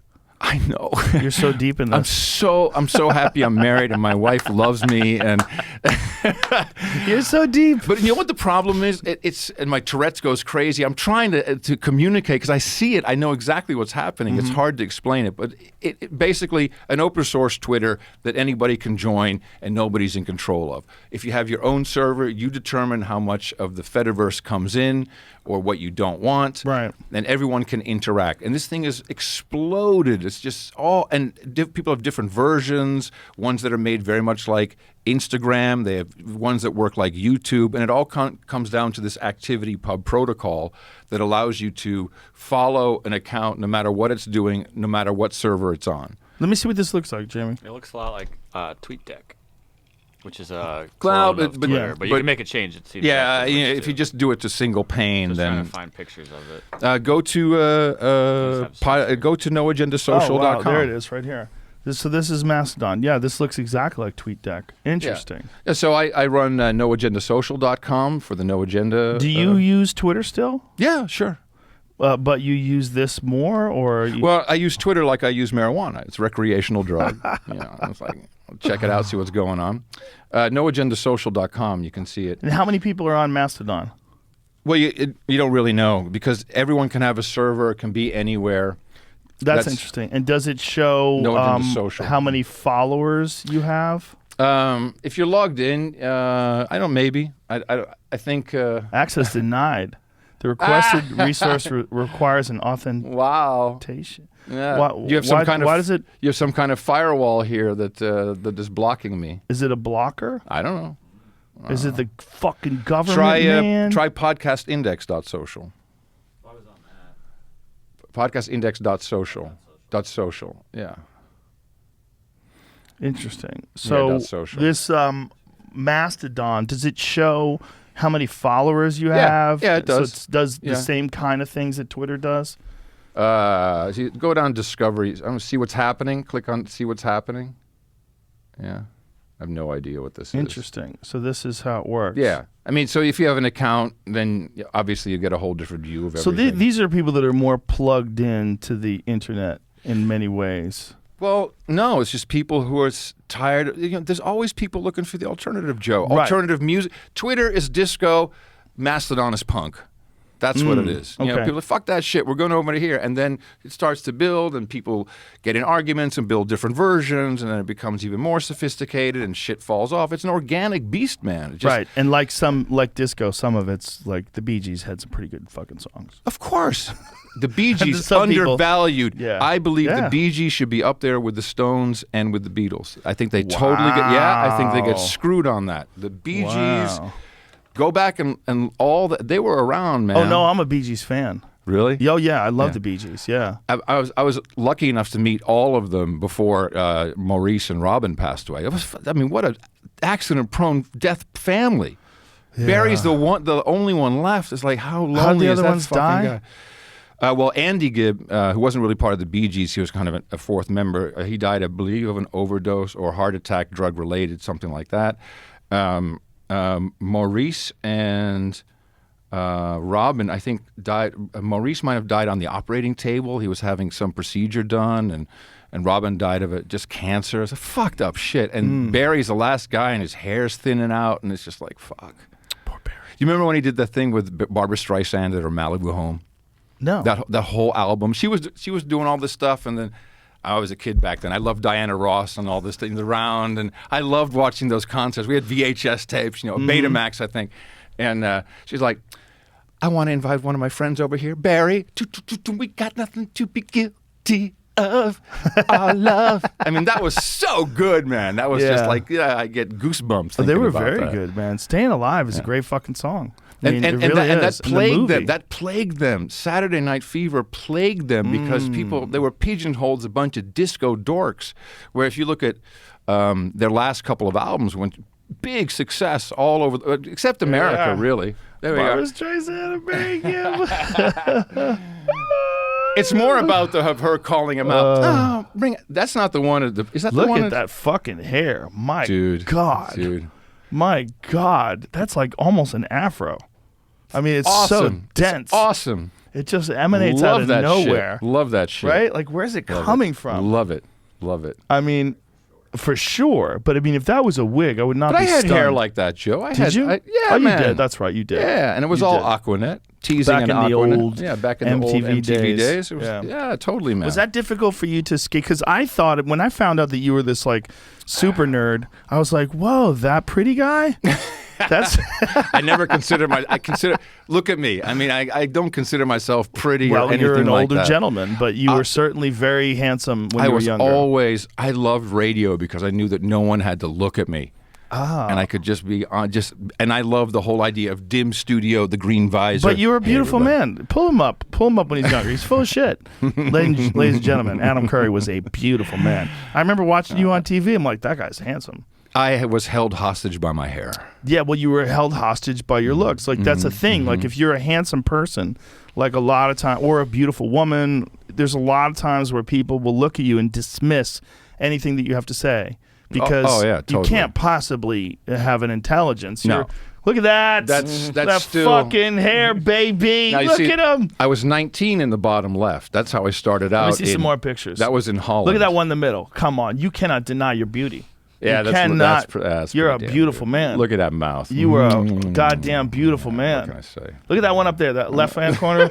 Right there. That's one of my least. That's one of my least favorites. Shut actually. the fuck up. You're beautiful.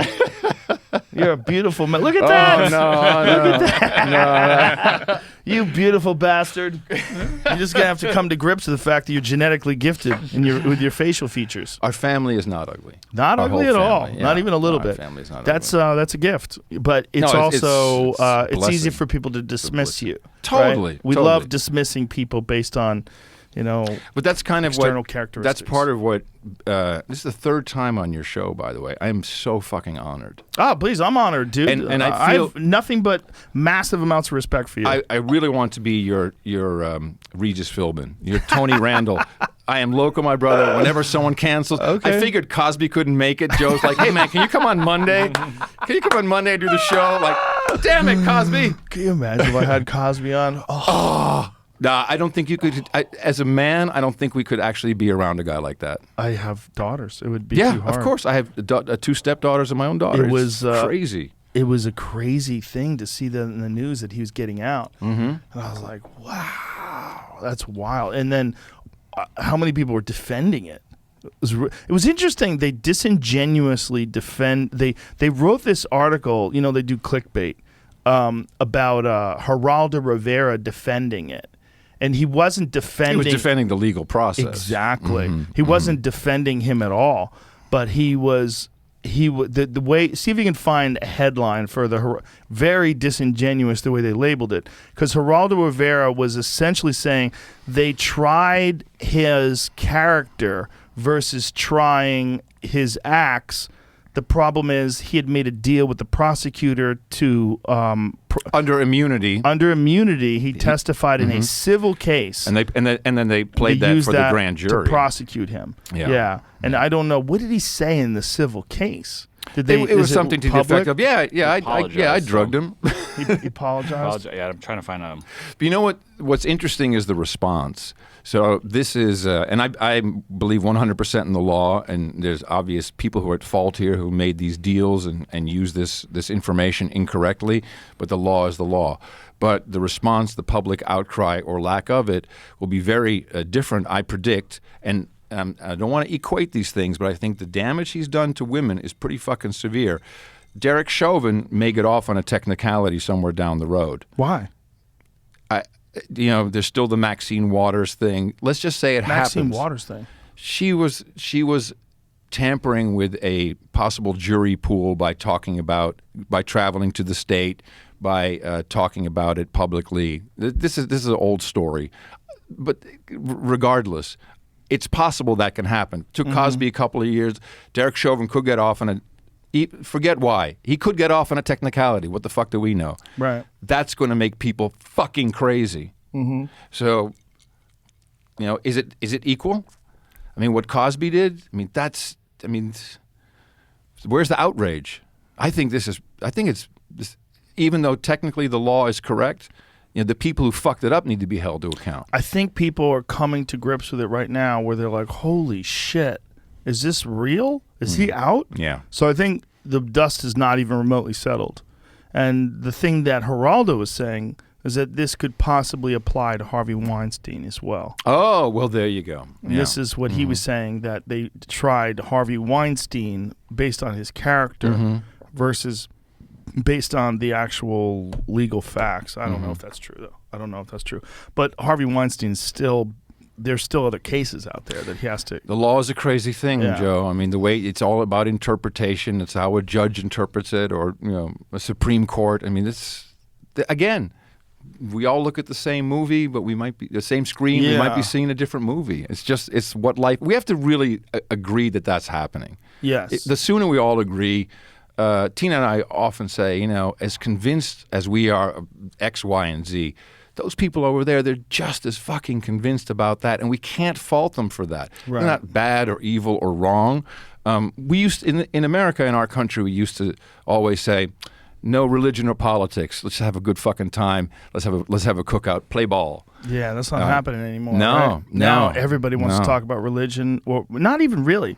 Everybody wants to talk about politics more than anything. Human now. Discourse just needs some limitations, and social media has broken down a lot of walls, and people are careless and don't think about how many people read or see what your intimate thoughts are, or your snap judgment, or your thought at that moment. You got to be kind of careful. There's also this real issue that we're facing today that people can't, and I think a lot of it was exacerbated by the Trump administration, by the Trump presidency, that people can't accept if you have a different perspective on politics than they do, that you can't hang out with those people. Yeah. Whereas it used to be you could have conservative friends and liberal friends and you would joke around with each other about your differences of opinions. You can't have that anymore. I still have a lot of liberal friends, and I still have a lot of conservative friends. And I don't have a problem navigating those waters. And I can have rational conversations with my conservative friends, and I could even bring up things to my liberal friends that maybe as a liberal, they don't see things the way I see things. And, like particularly the need for the military, Second Amendment rights, things like, and then there's just human nature issues.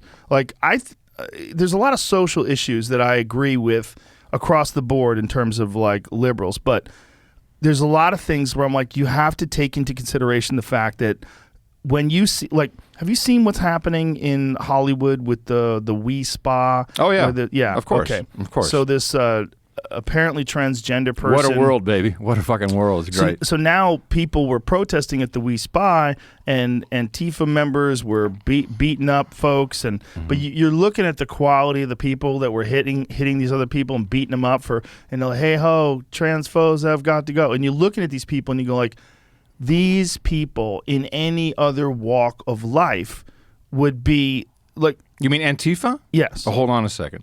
Antifa is something else. Antifa, is my belief, is a globally organized... Antifa goes back to the 40s. This is not just a group. This is well organized, well funded, well directed. When you see the true Antifa with everything black, that's to be taken very, very seriously. I see no difference between black or brown shirts.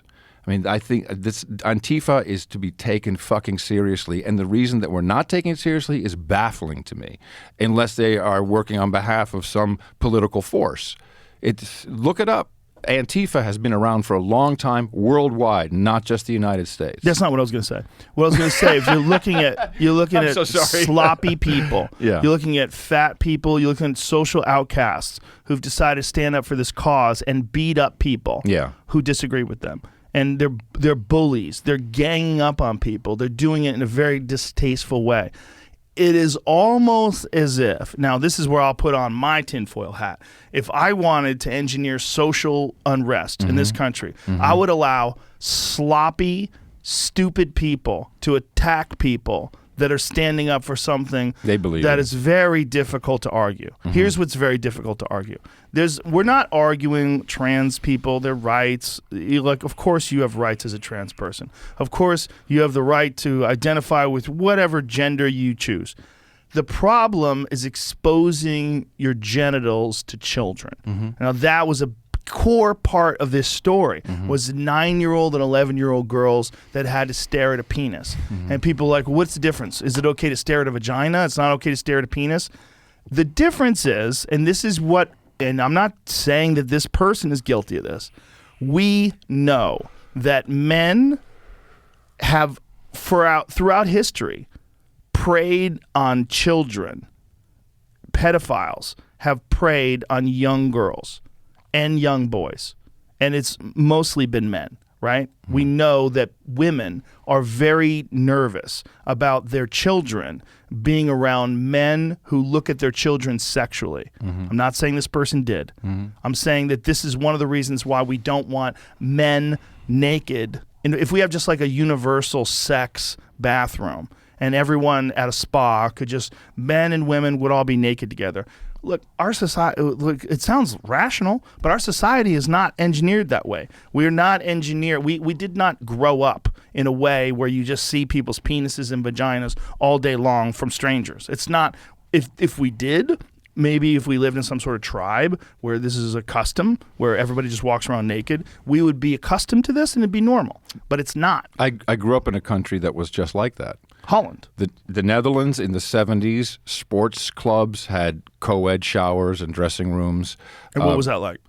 Well, I came from the U.S., so I had I entered the Netherlands when I was 7, so I was fucking freaked out about it. Two things, like what the fuck? Everyone walks around naked in the showers at school gym as well, although I was in the international school first. And they also put mayonnaise on French fries, so it was a fucking bad experience all around. Mayonnaise for me. and French fries is I like it now. It's I a like different it now. flavor. Yeah, but It's not bad. I was 7, man. I'm like, what the fuck? Where's my ketchup? Where's the syrup? They have no maple syrup. They don't Their have maple pancakes syrup? are thin, not thick. I mean, And what do they put on their pancakes? butter and powdered sugar. Huh. Yeah. Is that good? Yeah, it's a taste. It's a taste, but they're more like a crepe, more like a French pancake. They have the Netherlands has something very specific called poffertjes, which is very small, like I would say silver dollar size pancakes, and it's always around the winter time. They have a big griddle with 100 preformed holes, and they throw the batter in, and it's cool to watch. The guy with the fork and he'll turn them all over like that, and they put it on a plate, put butter on it, put some powdered sugar on it. Boom! There you go. You got some poffertjes, and it's poffertjes. So Okay. good. There it is. There you go. Oh, Yeah. interesting. Looks like tiny little pastry type Yeah, deals. but they're basically little pancakes. Huh. Yeah. Yeah. Anyway, Poor kid. How'd you get through that? the problem was, so I was kind of freaked out, but what I saw is that changed over time, and it just went away, and it was no longer appropriate, and we had, male and female. When did that happen? Well, I of course, I left to come back to the States in 86, 87. It had already, I would say, kind of transitioned by then. Really, it happened with the entrance of satellite television. Mm-hmm. Satellite television came in. You had Sky Channel. You had all these different European-wide all commercial, RTL, SBS. They were broadcasting all kinds of stuff into homes, and before that, we had government-controlled airwaves. It was, like kind of Soviet Russia idea, and somehow with that, which I would just say American influence, everyone became this puritanical, like, oh no, we can't have that anymore. We're not going to do that.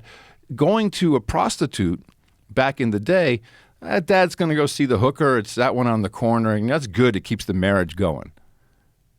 Can you even believe that was what culture? year was this? Late 70s, mid to late 70s. Wow. Now, they've even closed down most of the red light district. Well, in New York, they've decriminalized prostitution now. Didn't they? I don't know. I'm pretty sure they did. I don't know. I'm pretty sure that was a really recent thing where they decided to But what they really did prostitution. is the whole idea of the individual prostitute in the window in Amsterdam was a business. It was seen as a legitimate business. You got health care. You had your regular checks. They really said, no, we're going to move this into brothels. Right. And when you move it into brothels, that's when a whole bunch of other shit comes in. It's not just a pure... Here's a transaction. Right. It's very it's safe. It's it's in a very confined space, but yet enough people around so bad shit didn't happen. You actually shop in the window before, and it was for women and men, by the way. But they all moved that to brothels. That's really where they want it, which I think is where more shenanigans take place. It's much less safe. Now the co-ed bathroom situation. So all bathrooms were co-ed. Showers and dressing rooms. Yeah. And this is at gyms or at just anywhere? like a hockey club or a football club or something like that. So if you went to a place to lift weights and there were showers, all the men and the women all got in there together, and so you got to see everyone naked. 73, 74, something like that. Interesting. Yeah. That's not how it's done today. No, it's gone. But the thing today is like, this is obviously a new thing where someone can identify as a female but still have a penis. That's what's so fucking weird about it. That's what's so weird. And particularly in Europe, the Muslim integration into these countries has really turned back the clock on all kinds of gender and sexual freedom. You cannot walk as a same-sex couple down certain streets of Amsterdam or Rotterdam or any other major city because you will be spit on, whistled at, or maybe even assaulted. Have you read Douglas Murray's book, The Strange Death of Europe? Yes, I have. Oh my God, that was so good. Yeah, it's his stuff is amazing. Yeah. The Madness of Crowds is also amazing. It's excellent, but it's a fearless exploration of this particular That dilemma. came out a while ago, didn't it? A few years ago. Yeah. It's The Madness of Crowds is, I read it when I was That led in me down LA. to the Kalergi Plan and all that shit that's going on in Europe. The what? Kalergi Plan. What is that? The Kalergi Plan is very, very old, but it still exists in the Kalergi Prize today, which is a political prize, or I'd say political prize. The Kalergi Plan is to slowly integrate brown people, I'm just going high level, brown people into the white people of Europe. And it's been a project that has been ongoing for decades and decades and decades. I think Kalergi died only 30 years ago. But Angela Merkel got the Kalergi Prize just a couple of years ago. It's the Kalergi Plan, but it said, okay, we're integrating with the rest of the world. The European Union, most countries took a very specific stance and said, come on in. Refugees, come on in. Everybody come into our countries, and we're going to integrate with you. And they did that out of the goodness of their heart. It's really good fucking people. The Swedes, the Danes, the Norwegians, the Dutch, the French, the Belgians. And it's really resulted in a lot of fucking trouble for everybody. It's not turning out very well. Why is that? Because you have complete segregation. The immigrants are not integrating. The first wave of immigrants, the Netherlands has a long history, colonial history with Indonesia and also to a degree with Turkey. And there was a whole wave of Turkish guest workers that were brought in around the 70s. And they've integrated now 40 years later, and there's a whole third generation, and it's really very Dutch, which has changed. But all these other refugees, but immigrants from real Middle Eastern countries that have completely incompatible cultures with ours, their view on women. You saw this in France, the whole idea of headgear, hijab versus the burqa, et cetera, et cetera. So those are cultural decisions. Do we want, as the French would say, pillboxes of walking down our streets? Because that's what they say when they see a burqa. Pillbox. Yeah, if you look at a woman in a burqa, it's like it's a person in a pillbox with just a little strip here with mesh for their eyes. That's what the French say about it. That's change. It's very radical change for people who have never had that. And so how do we integrate these cultures into our Western society? And the problem is that I guess the problem they're saying is that they're not integrating. They're just establishing communities, ghettos, that keep their old ways intact. Yep. Revenge murders, genital mutilation, all kinds of stuff. Yeah, it's rough. I mean, yeah, it is. But that's I don't know how we got to this from Antifa. How did we get to this? I think it came through some of that Buffalo. Was that what it is? Buffalo trace. The overall thing that I was getting at was like that is that we're at a cultural crossroads when you start beating people up that don't want little girls to see men's penises. Yeah. Because you say that's not a man, that's a woman. Yeah. And you're a transphobe if you think that little kid shouldn't see the penis. And why is it okay to see a vagina but not okay to see a penis? Like, we're like, okay. Well, ultimately, what I think has to happen is you need to, if you believe that, then you will go to a spa that does not have that policy. Yeah, but then the spas that don't have that policy are going to get attacked. And then it seems like we're fucked then, Joe. That's it that's feels the problem. like that, doesn't it? Yeah, it does. It's like Yeah. I guess the woman who made that recording released that recording because she thought that she was going to shame these spa owners who are saying this person identifies as a woman. That's another part of our cultural problem. Yeah. Is this? Oh, I've got to tell everybody. I've got to report on this person. I have to post it. I'm going to shame you. I'm going to do that's But my thought is that when you see the kind of people that were representing the idea that this person should be able to have their penis out in front of little girls, that you saw these sloppy people. So they seem like outcasts in a lot of ways, and they're I don't know. You can see the video. You want to see the video? Yeah, show some of the videos of some of the. Go to Andy. I'm not Andy sure Knows what you mean Twitter. by sloppy. Overweight, like they they just look like social outcasts. Like some of them they look, well, first of all, they're bullying these people. They're not just disagreeing with people. They're throwing water on their head. They're hitting them with things. Right. They're taking away their flags. They're beating them up. They hit this guy in the head who was a preacher. They hit him in the head with a skateboard. Yeah. There's a lot of wild shit going on there. And, they're assaulting people. And it's... the question my is... problem is when people who have strong beliefs against things like this, against things like a person with a penis being able to be in a bathroom with little girls, you're going to get violence, and that's where this fucked comes. Up. Yeah, that's fucked up. And the kind of violence that they're doing to these people is ensuring that you're going to get violence. See this? Oh, see what I'm saying? I see what you're saying. Yeah. Social outcasts. So you're getting these dorky people that are attacking these people, and they're organized. They're organized in... they're very organized. Yeah, but look at them. Look at the lady with the green hair. Perfect. So this woman, well, she's pretty sloppy too. This woman, look, they're throwing water at her. They wind up pushing her around. And it's one of the rare times where a man is allowed to hit women. Like this guy's throwing water at her. Boom. Sort of boom. And then this girl goes and and pushes her with the skateboard. The skateboards are very dangerous. Is that a girl or boy? Or they? Maybe it's a them.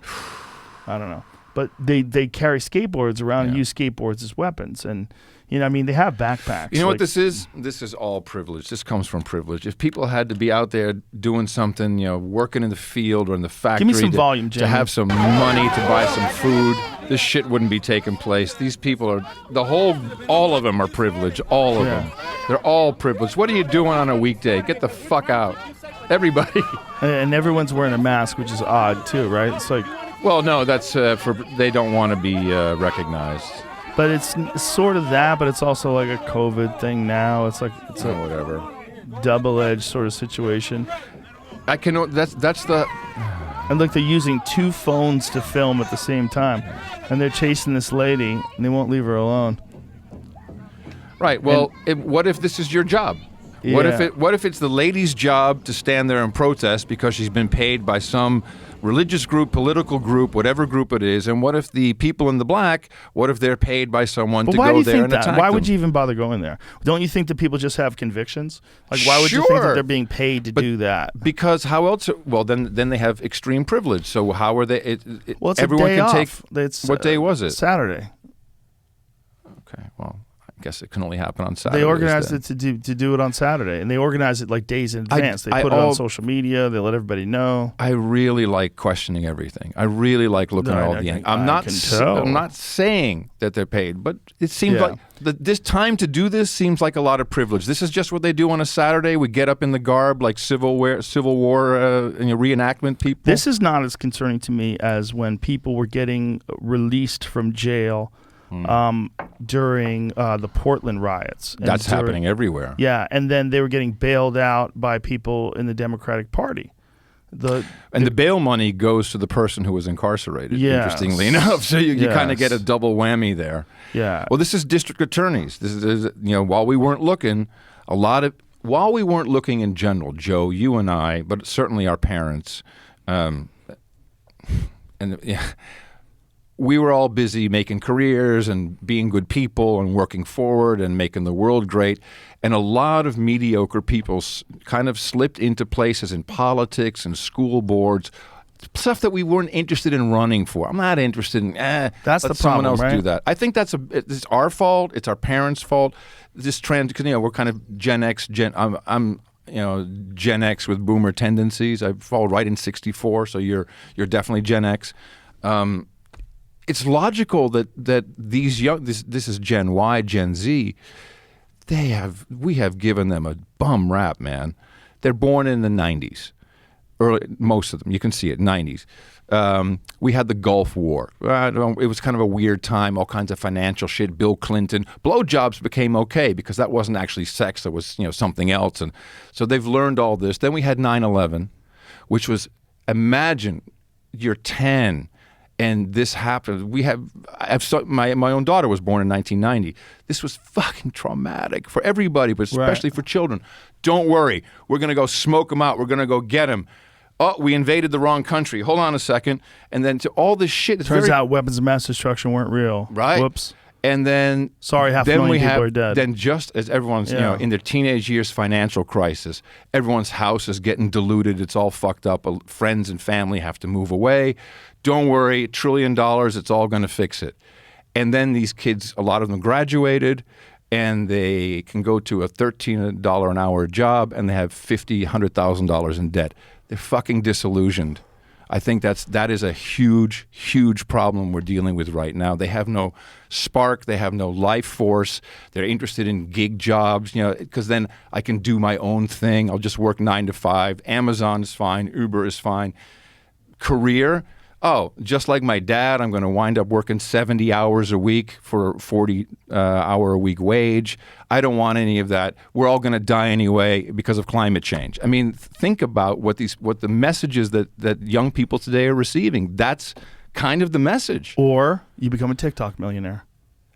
And that yes, yeah. There's a lot of that going on. Well, that's the great way out, right? That's exactly it. I can be an influencer, and I can be like Jake Paul, and I can be like name it, and I can be a fitness model and make money. And of course, and that's full circle. Except if you piss outside of the boat, there, cancel, demonetize. You're dead. Your dream is over. Yeah. Forget about it. No career. Go back to gig work. It's very destructive, and it's easy for us to see it, I think. It doesn't seem like any leaders in government or even academics give a shit. Well, this is why this is interesting to me when I watch these organizations, because these people are united in this community. and they might be a community of losers, but this is a community of people that have an idea. And this idea is that anybody that doesn't want this person with a penis to be in that girl's locker room because the person with a penis identifies as a woman, anybody who doesn't want that to happen is evil and a transphobe, and we got to stop them. So they all get together and they think they're right. That's why they're acting like bullies. They're all surrounding this one woman. Men feel like it's okay to throw water in her face publicly, push her with a skateboard, chase her across the street, film the whole thing. Everyone's filming everything, right? They're all shaming people and filming people and having these arguments. And this is maybe the only way that they feel united. They feel like they belong to something. They feel like they're a part of something bigger than themselves. And they want to change culture, whether it's right or wrong. The problem is they're getting these sound bites. They're getting these conversations in these little 140, 280 character bursts on Twitter where they're arguing with each other about points. Do you mind if, and they express... Do you mind if we have Jamie bring up Zooby's 20 points? Yeah, sure. Please take a look. I love Zooby. We're talking about this. We're talking about this exact same thing. Yeah. This guy is smart. He really nailed it with this. He has the 20 points, and it's all that we've talked about in the past, hour or so is all about. Well, Zooby's all about personal accountability and hard work, and he's a very intelligent, thoughtful person. You've had him on, right? Yeah. And I think what is going on with these groups of people is a lot of people, they feel disenchanted, they feel disconnected from society. All right. 20 things I've learned or had confirmed about humanity during the pandemic. 1, most people would rather be in the majority than be right. That's true. Right. Ding, ding, ding. That's really good. Right. 2, at least 20% of the population has strong authoritarian tendencies, which will emerge under the right conditions. You Bam. just saw that. That's exactly what we're talking. 3, fear of death is only rivaled by the fear of social disapproval. The That's a latter big one. could be stronger. Bam. Bam, right? Amazing. Yep. Brilliant. 4, propaganda is just as effective in the modern day as it was 100 years ago. Access to limited information has not made the average person any wiser. It's made propaganda easier. This is so good. 5, anything and everything can and will be politicized by the media, government, and those who trust them. Perfect. 6, many politicians and large corporations will gladly sacrifice human lives if it is conducive to their political and financial aspirations. No arguments here. 7, most people believe the government acts in the best interest of the people, even many who are vocal critics of the government. Yep. There's probably a lot of truth in that. 8, once they have made up their mind, most people would rather to commit to being wrong than admit they were wrong. I think he put a 2 in there. He said would rather commit to being wrong than admit they were wrong. Than admit they're wrong, right. 9, humans can be trained and conditioned quickly and relatively easily to significantly alter their behaviors for better or worse. True. 10, when sufficiently frightened, most people will not only accept authoritarianism, but demand it. Shall I do the second 10 for you, Joe? Sure. All right. 11, people who are dismissed as conspiracy theorists are often well-researched and simply ahead of the mainstream narrative. Lab leak theory. Perfect. True. 12, most people value safety and security more than freedom and liberty, even if said safety is merely an illusion. Well, that's an old one. We all know that one. 13, hedonic adaptation occurs in both directions, and once inertia sets in, it is difficult to get people back to normal. Fucking A, right? Fucking A. 14th, a significant percentage of people thoroughly enjoy being subjugated. Yeah. I'd like to put a percentage on that. Yeah. 15, the science has evolved into a secular pseudo-religion for millions of people in the West. This religion has little to do with science itself. Nailed it. 16, most people care more about looking like they are doing the right thing rather than actually doing the right thing. Hello. Yeah. 17, politics, the media, science, and the healthcare industries are all corrupt to varying degrees. Scientists and doctors can be bought as easily as politicians. I agree with that. 100%. 18, if you make people comfortable enough, they will not revolt. You can keep millions docile as you strip their rights by giving them money, food, and entertainment. Give them bread and circus. It goes back to the Romans. 19, modern people are overly complacent and lack vigilance when it comes to defending their own freedoms from government overreach. Let me just look at that again. Modern people are overly complacent and lack vigilance when it comes. Yes. I think people are very, very poor at defending their own freedoms. And 20, it is easier to fool a person than to convince them they have been fooled. Bonus thoughts. 21, most people are fairly compassionate and have good intentions, This is good. As a result, most people deeply struggle to understand that some people, including our leaders, can have malicious or perverse intentions. This is bad. He's right. So Zooby Music on Twitter. that kind of encompasses it all. I mean, Yeah. But this is weird, man, because we grew up believing that politicians were good people, and and that people were good people. And it turns out a lot of people are really good people, but they can be fucking assholes. Well, and then if they get licensed to be corrupt, right? Like if That's where it gets bad. That's where it is. Licensed to corruption. It's like legalized corruption, sanctioned corruption. George Carlin did so many. I mean, if I'm influenced by any one person in my thinking, George Carlin really, really put me in a headspace of you're in a, it's a big fucking club and you ain't in it. I'm like, oh my God. Yeah. And just all of it, even the, his phobe rant. I mean, he's got so many good ones. Yeah. And What's the phobe rant? it's like all these different things you can get, because I've got the, well, it was more like I'm supersized, I'm hypothesized, I can't get enough of this. He had so many good rants like that. He had a really interesting way of doing comedy too. He would write his whole act out and first. memorize it, right? Yeah, yeah, it would completely. be like kind of a one-man play. I've seen him do the one, and he did it at in DC. It was his famous one of his famous rants, and he said, "Look, I'm still working on this," and he actually started over, and because he was reading it, getting it exactly right. You right. saw him live? Yeah. It was in like some committee meeting or something, like the press club or some bullshit like that. And he was really testing his material, and it was so good. Yeah, he memorized every nuance, every word. And I think the last HBO special he did, he fucked a couple things up. It wasn't a great appearance. It was great, but there were some things where he stumbled over a word, and when Carlin stumbles over a word, it really breaks the flow. It's like, you could see him like, fuck. Yeah. And I think he only did one take on those things too, which is also an issue. There's a lot of these guys like Hicks Revelations. He did in London, and he did one filming. Bill Hicks, is that? Yeah, and you could see him really tight. He's tight. Like when someone does a comedy special, one of the things that I always try to tell guys or gals or non-binary folks, I tell them do as many recordings as you can. If it costs more money to do four, do four. Right. Definitely do at least two. Because you do that one and you kind of get loose from the one, and then the second one is better.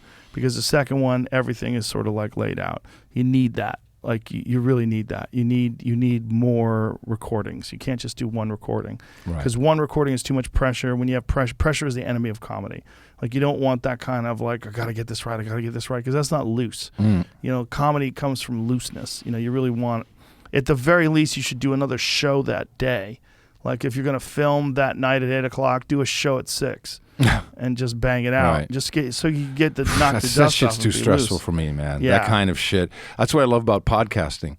Yeah. There's always another episode. But the thing about podcasting, it sucked. We'll do another one tomorrow. Yeah, we fucked up a few things while we're doing this today, and it doesn't mess anything up. In fact, it's sort of what did we fuck up? I don't know. Maybe we fucked something I'm up. sure we did. We probably did. Yeah. But my point is that like it affirms that we don't have a script and we're just ranting. Like I've had conversations with people about podcasts where they don't exactly know how this works, and they go, okay, so when you get together, say if you and Adam Curry are going to do a podcast, do you guys talk about what you're going to talk about in advance? Like we don't have a fucking clue. We literally we don't think about it. I mean, there's a few things that I wanted to bring up today. Right. I don't even remember what they are anymore. But the fact is, you make it look easier than it is. It's not that hard, man. I've had real jobs. A lot more goes into it. I mean, above all things, you are just a beautiful, open communicator. That's what you get from Joe Rogan. I mean, you can feel that. It's like, oh my God, this guy's giving and taking, and if you're open to it, and I think all people with some intelligence, most people you have on are pretty fucking smart. They feel that, and the unlimited, uncensored, non-timed performance is so counter to everything you do in broadcasting, in film, in comedy. Yeah, it's a in most stuff. Yeah, most things. Or you have a job. Well, we have this weird time. This is you want a cigar, man? Do you like cigars? Yes, I see do. you suck I do. on those I do. vapes. This actually is a cigar with my face on it. Oh, I will put your face in my mouth any day, Joe Rogan. They're actually good. These are from Foundation Cigars. You got a cutter? So shout out. Yes, I do. What's that white thing? So, dude, This is that's on the you know, back it's great that you get all this cool stuff, but it really ruins the market. So when I built my desk after I gave you Drew and Drew's awesome. let him cut in line, you know, these things, these sound panels, the company now sells them. You know, I think they were created for you special. And they even had like They have a JRE logo The previous on them. one had JRE logos on it. Yeah. These things like $600 a pop now. Uh-oh. For a cough button. So Thanks, we Joe fucked that- Rogan. We fucked that Can you up. cut that You for get me? this one right in front of you, right there. Oh shit! I'm sorry. Yeah, it's great. What is this? Like a whole? It's a cutter. Yeah, it's I got, know, it's but got what's a all this cutter. part? It flips over, and then it's a lighter. Yeah, see, and then you flip it over, and then the top pops up like that. See that? Hold on. There you go. Pop Oh, torch. Yeah. this is so phallic. Mm-hmm. There was a shortage on these microphones for a while. Yeah. Yeah, I got pretty close, didn't I? Yeah, we fucked that up too. No, yeah, I was told it was because of us. We fucked up a lot of things. Hey, you know, I think there's a lot of shortages coming. There's a lot of problems with the supply chain. Manufacturing in this country. Not just no. Supply chain. Supply chain. So you think it's on purpose? Well, so the South Chinese port shut down for 10 days. And that's the one in Yontoin, I can't remember. I don't know what the fuck it's called. Southeast. That's where a lot of shit from China comes from. And they were locked down for COVID, for the Delta variant. How can you? It's unbelievable. Oh, this is recent? Yes, yeah. They were locked down for like a week, maybe 10 days. They came back only 30%. They say it will take up to 80 days to clear the backlog. I'm just now discovering there's a whole community of people who track shipping and containers and freight. And containers used to cost $1,000, $2,000. You rent the container, they ship it over, and then you send the container back. Now containers are going for $20,000 or $30,000 because there's no containers, and you can't get shit from China. There's not enough people to work in some factories like cardboard. It's insane. Oh, yeah, boy. look at here. Satellite Backlog. images show backlog of containers. Yantian. awaiting- I said it exactly right. Congratulations. Backlog of go back to that, please. Backlog of containers awaiting export. Now, at that's port of- June 17th, so that's a couple weeks ago. Interesting. So those are all the backlogs. But we're gonna. Well, of course, we already seen incredible inflated prices with lumber and Yeah. food, gas. Everything's more expensive. Right, and then there's been these explosions. There's like 3 explosions at gas facilities. Right, there was the one in the ocean. You saw Well, that one, right? That was wild. we have the Where ransomware. The Gulf of That's Mexico's a on bigger fire. problem. Isn't that fucking crazy? I think the ransomware is a bigger problem. Right, but that shit was wild. The Gulf of Mexico. Yeah. It's under control, says Mexico-owned oil company. The fact that the ocean is on fucking fire. I mean, out of all the shit, Well, it's dude. like 2021. It's like, listen, 2020. Yeah, but dude, we listen. got a new act. Your Tesla will burn for 3 days too, my brother. It will. Oh my God! Have you not seen these Teslas when they crash and they burst into flames? It takes 40,000 gallons to put them out. Okay. They keep burning like birthday Are candles. you an anti-Tesla guy? No, not at all. Do you have one? No, How come you don't have an electric car? because I like control over my my fuel. What about solar panels that I'm looking power right. your house? I'm looking and right then- now. I think where we live, we moved out to hill country. I'm looking. So we have our own well. We have Nice. propane. Nice. And so the only thing we don't have is we have a septic tank. So my shit is my shit. I had a little fox in my yard today, and he was screaming. You ever heard a fox scream? Yeah, and they jump. Was he jumping like this? No, but like I want a nut job. I want to play this because it's a crazy noise. It's this little a guy like was a making. kind of like a high pitched whine. It's not fun. It's like a bark. Oh, I only have seen British foxes. Maybe they speak Oh. a different bark. Yeah, it's a weird noise. Where am I find this? So yeah, I'm looking at wind power. I think I'd like to have something that at least I can store. The batteries. It's just a backup, just to be able to run some essential stuff. I think wind may be more efficient where I am than solar. I really really? want a backyard nuke is what I really want. I'll take that in a backyard heartbeat. nuke? Yeah, they're coming. They're coming. They are? Sure. For real? Yeah, eventually. The new nuclear reactors are quite impressive. They eat their own waste. There's actually no waste product from it.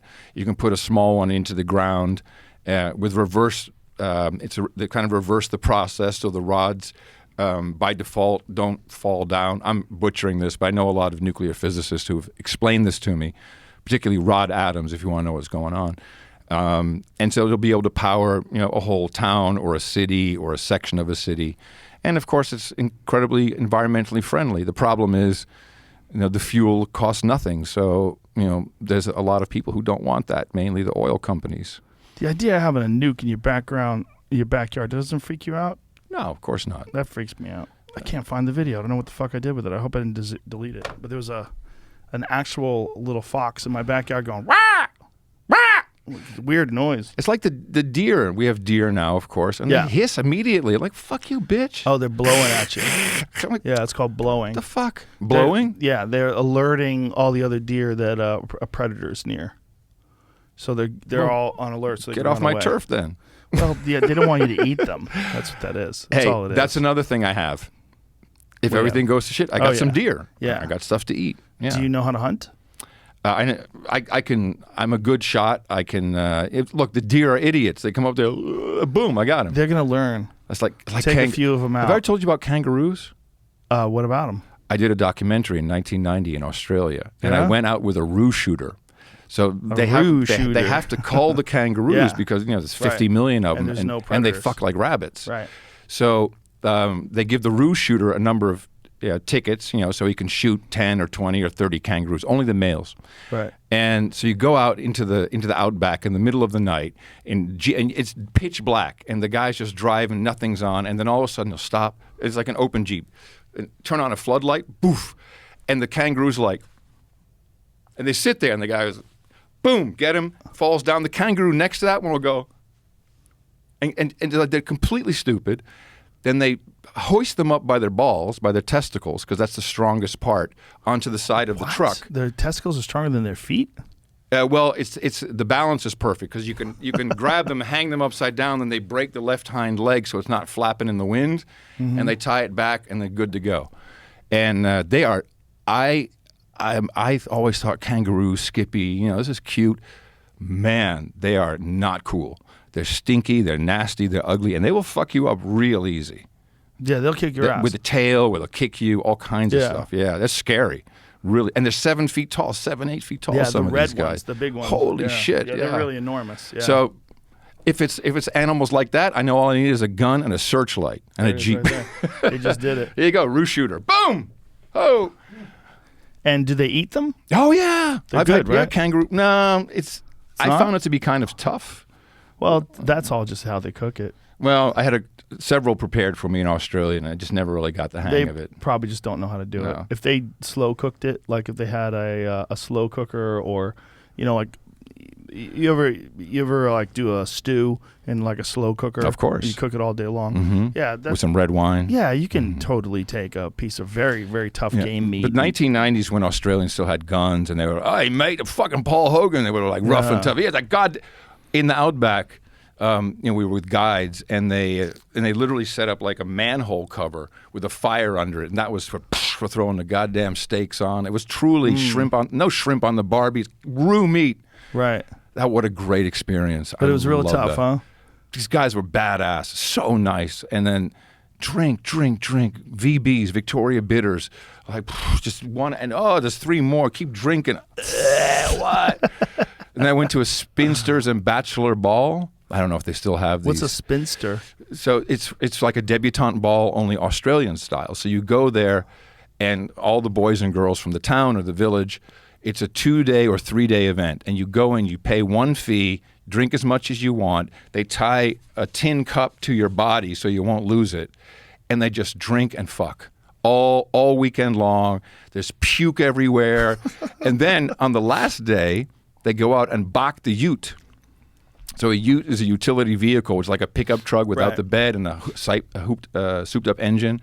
And they bach it like, and then they go in the mud and they play demolition derby. They put carbide in milk containers and blow them off. So fun. I don't know if they still do that. I was 30 at the time, but man, I fell in love with Australia. This is it right here? Yeah, that's the New York Times article. First comes Snapchat, then Bachelor and Spinster Ball. So they're still doing it. Yeah. Oh my God, they're on the roof. They're drunk on a roof. What could go wrong there? Look at all these kids. Look at these wild fucks. Look at them. And you get your swag in the back of your ute. There you go, in the mud. Are those cashed up bogans? Is that what you would call them? I don't know how they call it. That's that expression. Cashed up bogans. They're explaining that to us when we were down this there. is pretty much Why it. those guys covered in blood? Fire, lots of fire. Because we fight. What the fuck happened? You got to fight. Yeah, that's a ute. See, with the back with the open bed. That's a ute. Right. Yeah, putting that shit on fire, crashing into stuff. Jesus Christ. Yeah. And there you go. And that's what it looks like after Look at day it, covered 2. in blood. Everyone's asleep, drunk. That's hilarious. Wild fucking people. You never been to Australia? Oh yeah, I've been a few times. Yeah. Well, you didn't do it right. I guess not. I guess not. But I don't know if it's still like that. I don't think it's Bachelors and spinsters. But isn't a spinster like a negative phrase for a woman who doesn't have children who's older in America? Yeah, they call them spinsters. Like this is old colony, penal colony English. Yeah. I don't know what they were thinking. Yeah, it's funny how they're so nice over there, but they come from prisoners. Mm-hmm. I mean, that was the beginning. Yeah, it's what's weird, right? Because it's such a friendly country. There's a lot of Dutch influences in Australia. A lot of different countries, and of course, there's some Asian influences. Mm-hmm. Yeah, it's a very interesting place. Relatively few people for the size of the mass. Oh, tiny. Yeah, contiguous United States, the same size as the contiguous United States, but there's less 25 people than million California. people or something. Yeah. And I took the train to Perth all the way to Western Australia. It's a 24-hour train ride. You go through nuclear testing grounds, little wasteland where they tested nukes. You kind of just go right through it. It's an old train. It's like the Oriental Express. It's the Asian Pacific line, I think it's called. And you sleep on the train, and it's the most boring 24 hours I've ever witnessed in my fucking life. Just flat ground, nothing on it. Because we were doing the documentary, they let me sit up front with the engineers, whose only job is every 30 seconds to hit the dead man's button. You're like, oh yeah, and they'll be talking with you. What's the dead man's button? Oh, so if the countdown clock, I think it's 30 or 40 seconds. If it's 40 seconds, you haven't hit the button, the train stops. And then you have to reset the train because apparently the engineer died or was incapacitated, so the train isn't just running by itself. Oh, so they'd be talking with, and you'd be like, look at this big readout going 3, 2, and like, dude, and he hits the button, he's doing all that kind of shit. Yeah, hit it with his foot, like at 1 second left to go. Wow. Yeah, that was the fun part, but otherwise, oh my God. Imagine that job every 30 seconds, just having to hit this button, and there's probably some weird temptation just to let it go to 0. I would not be good for. I'd be like my OCD Tourette's. Everything hits. I'm like, no, I can't. Fuck, shit, fuck. Just be that would creep me out. It's an impossible job. My buddy Adam Greentree is from Australia, and he's in the mining business, and he's opal mining. From Cooper Pedy. Honestly, I don't know what kind of mining. Mm-hmm. But he's Bitcoin mining? I don't think so. It's actual in the ground mining. Oh, okay, old school. But my point is that he worked with a lot of indigenous people. Yeah, and a lot of those people, he was explaining to me how there's these, they call them mobs, like their tribe is called a mob, and there would be one mob here, and then there's another one, 20 kilometers over there, and they don't even speak the same language. Yeah, and they don't have it written down, so they don't know like. And then there's another one 30 kilometers that way, totally different language as well. Yeah. And they don't speak the same language, so they can't communicate. Mm-hmm. He's like, there might be 100 of them like that. And I'm like, wow, there's like, so there's... Do they have smartphones? They got iPhones out there, do you think? I don't know. I wonder. I mean, I'm sure they do. Adam does. I mean, I'm sure a lot of people do. But the indigenous Aborigines, they must have a cell Well, they phone. work for him on the mine, so they're earning money, so I'm sure they probably... They got pagers. Yeah. I'm sure they have phones. But he was telling me this horrible story about this one, I forget who did this to these people, but there was a story about these people that got poisoned. They gave them food. And they were basically living in a cave. Adam Greentree has it. There's a YouTube video series that he's involved with now where he's talking about some of his adventures. And he came upon this cave where these indigenous people had lived, these Aborigines had lived, and they were all dead. They had all been poisoned. So they had poisoned men, women, children, hundreds of people. It's like the American Indians here. They were fighting amongst themselves, all enslaving people all the time. But I don't think this was I think this was white people poisoning them. Oh, I think that's fucked up. I think it's fucked up no matter what. Yeah, but yeah. It was Sure. They had decided that these people, for whatever reason, had to go, and so they poisoned their whole family, the whole tribe. God put a weird fucking piece of shit into us, didn't it? It's like you can be good people, but we all are susceptible to a very mean and evil streak. I think we had lived tooth and claw for so long that it's in our DNA. We forgot about it. I think we had lived tooth and claw amongst predators and amongst neighboring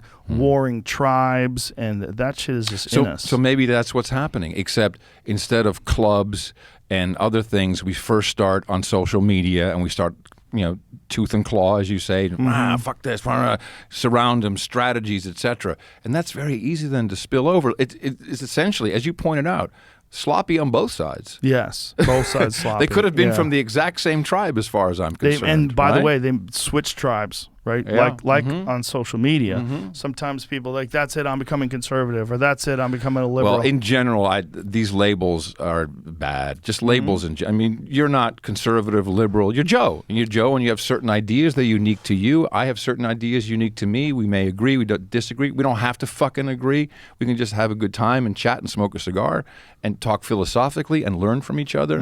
This is an art that is lost. And podcasting does bring some of that back. What these people show, what I see just based on them behaving and what they look like, is a lack of personal accountability and a lack of discipline. Yeah. Those things are huge for cultures, and we've always had that. Life has always been hard. And it's good that life is not hard, right? It's good that we don't have a high infant mortality rate. It's good that people don't die when they have diseases, or they don't die when they break their leg. It's good that we have science and medicine and civilization that has a bunch of safety nets, so we make sure that we keep people alive and safe and comfortable. But the problem with that is, in comfort also comes complacency. It comes there's a lot of people today that have this feeling of entitlement and this feeling of society's bullshit burned to the ground without an understanding of how unique this society is and how fragile it is. They are very privileged and entitled to be able to even do that and take action upon it, for sure. I understand the elites of the world, the Davos Club, I would say, the central bankers and politicians. I understand why and this goes back to before climate change, the population bomb. They've always wanted to contain population. And, Prince Philip would say, well, most people are just useless eaters. They're cannon fodder. And to some degree, in the world of how everything works, I can see their point. From their point of view, it's like, you're out there doing this shit. You're useless. We don't really need you. How do we cull you? Or how do we... eugenics was a real thing in all over the world, the United States. The Georgia Guidestones still kind of show us that, hey, the population should really be 500 million people. I understand where they're coming from. Is that a worldwide population? Yeah. That's ridiculous. Yeah. The Georgia Guidestones. Yeah, right? yeah. But who the fuck made those Guidestones? It doesn't matter. I think it's a lot less spooky or nefarious. It's just someone who said, hey, if the world goes to shit and everything blows up, these Guidestones will show you, A, how to tell time, how to tell direction, how to keep a calendar, and I have a couple other things here, which is, hey, don't let it grow by 500 million because it turns to shit and you'll do it all over again. I think that's the basic idea of the Georgia Guidestones.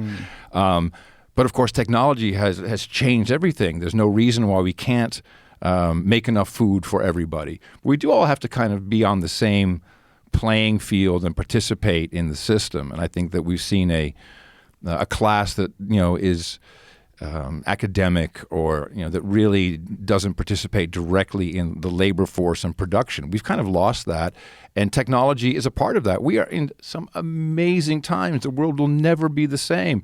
You and I used to have the phone connected to the wall, and the TV had an antenna that came over the air. It's reversed. And the phone had a dial. Remember that, Jazz? I love watching millennials who can't dial. They're like, how do I do this? How do I make the phone? Yeah. And you could also do it by hitting the the hang up, the receiver. You could do you could dial a number that way. Go 1, 2, 3, 4, 5, 6, 7, 8, 9, 10. That'll be a 0. 1, 2, 3. Yeah, it was the same. It was the same process. You're basically doing it.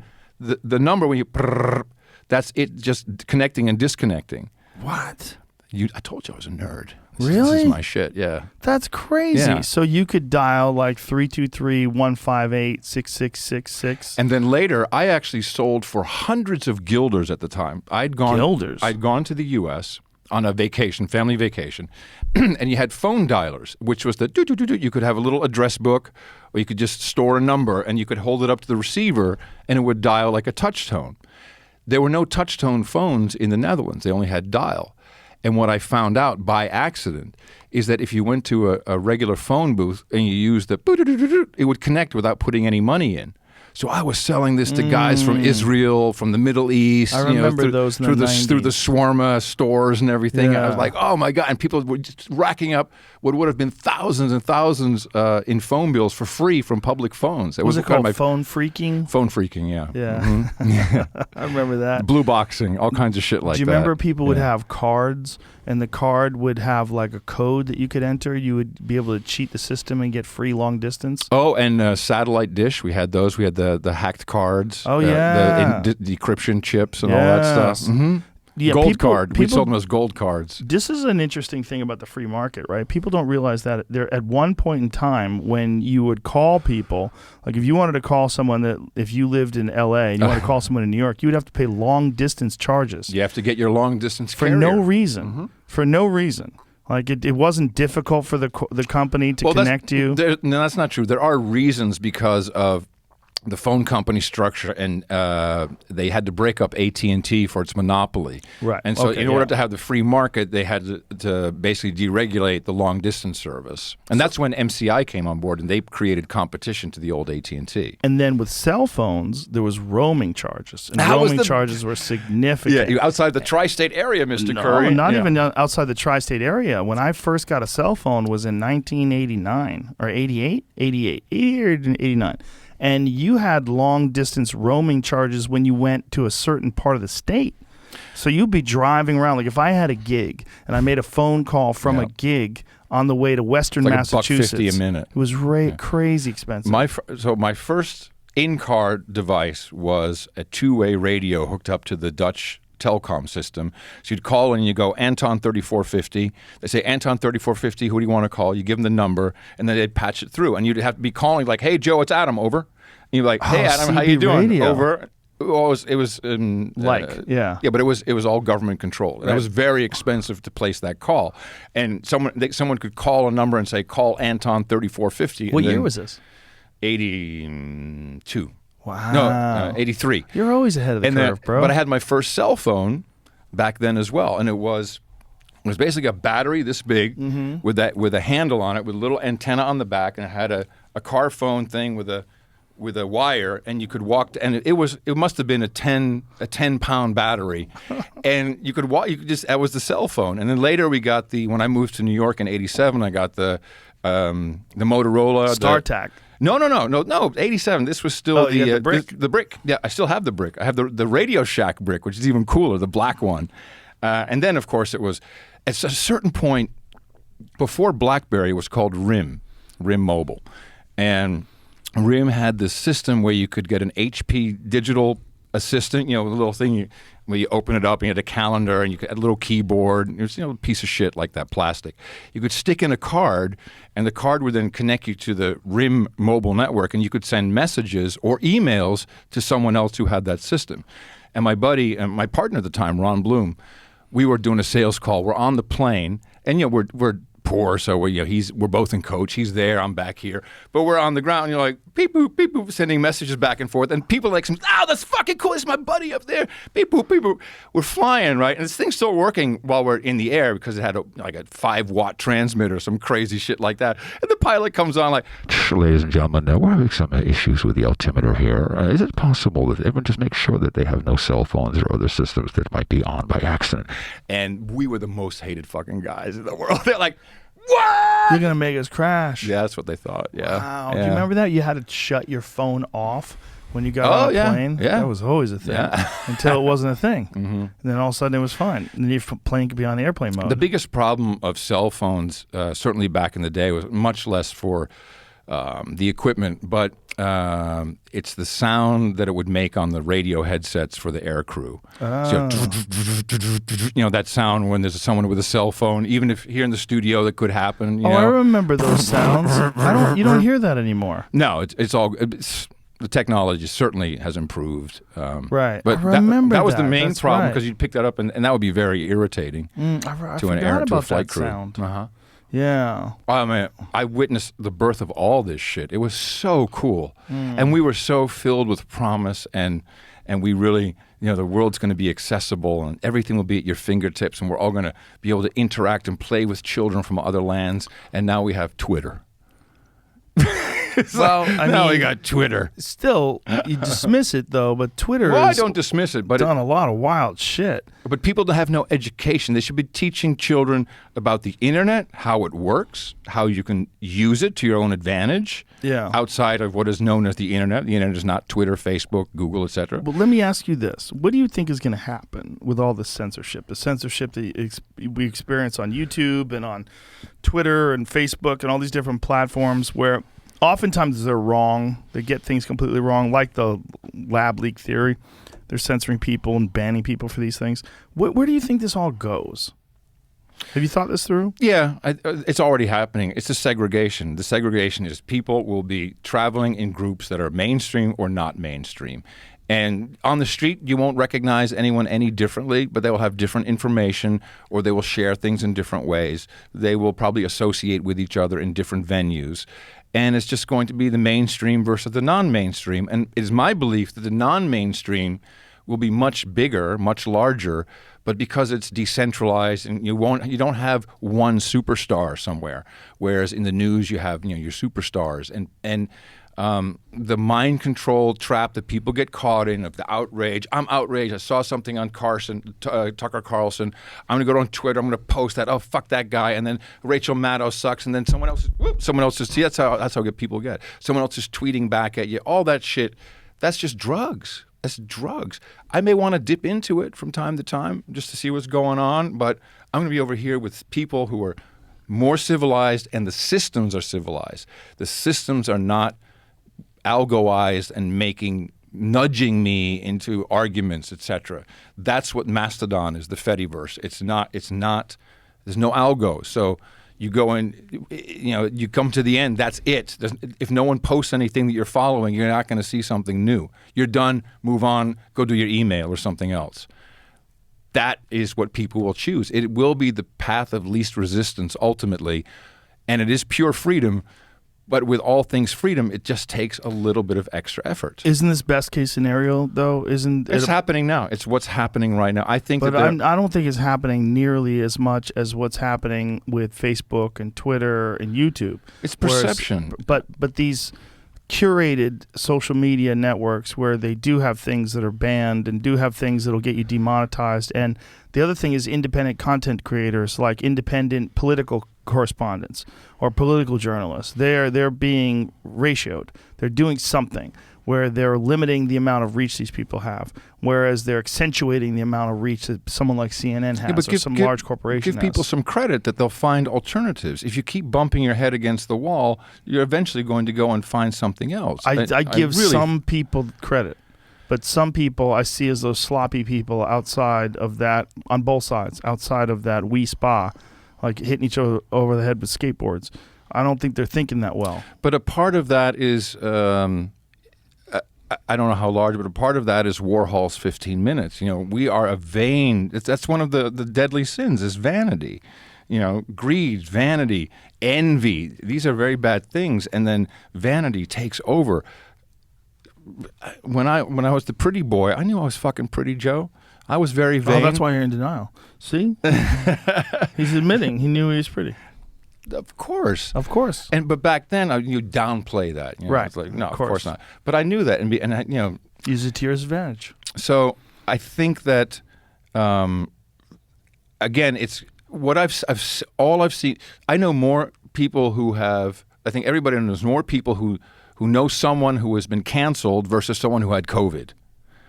Canceling is big. Everyone sees it. It's now a thing. We call it cancel culture. And people are looking for other avenues. Hey, that podcast is gone. I really like that podcast. How do I get to listen to it? Well, you go take this app or that app and you can find it. Or you go over to BitChute or any of these other things. And when that starts to suck, we'll migrate that way. The problem is people who think that they're going to be rich and famous, that's a very, very small amount. That's like blogs. Remember when blogs started? Sure. Oh, I was a blog. I'm going to be rich. I'm going to be like Andrew Sullivan. It's going to be great. No, of course not. It didn't work out that way.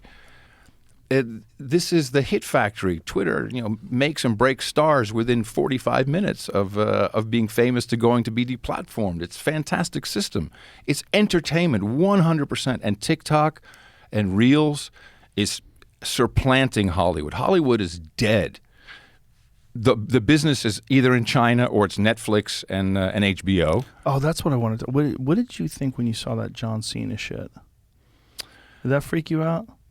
No, this is very necessary that we see these things. People who are big fans of movies and sports franchises like the NBA, they have to see that they're the bitch. They're the bitch of some people, and not just a corporation, but of a government.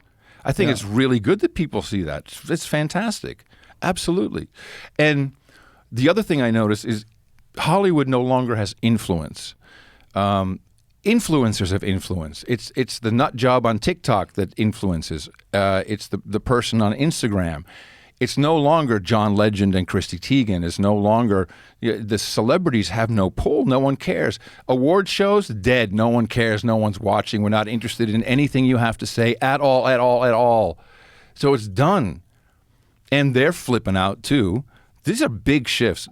We did not just go through 15 months of COVID lockdown and, we're okay. Man, shit, we're going to figure it out. We're going to see a lot of stuff has changed. A lot of stuff for good.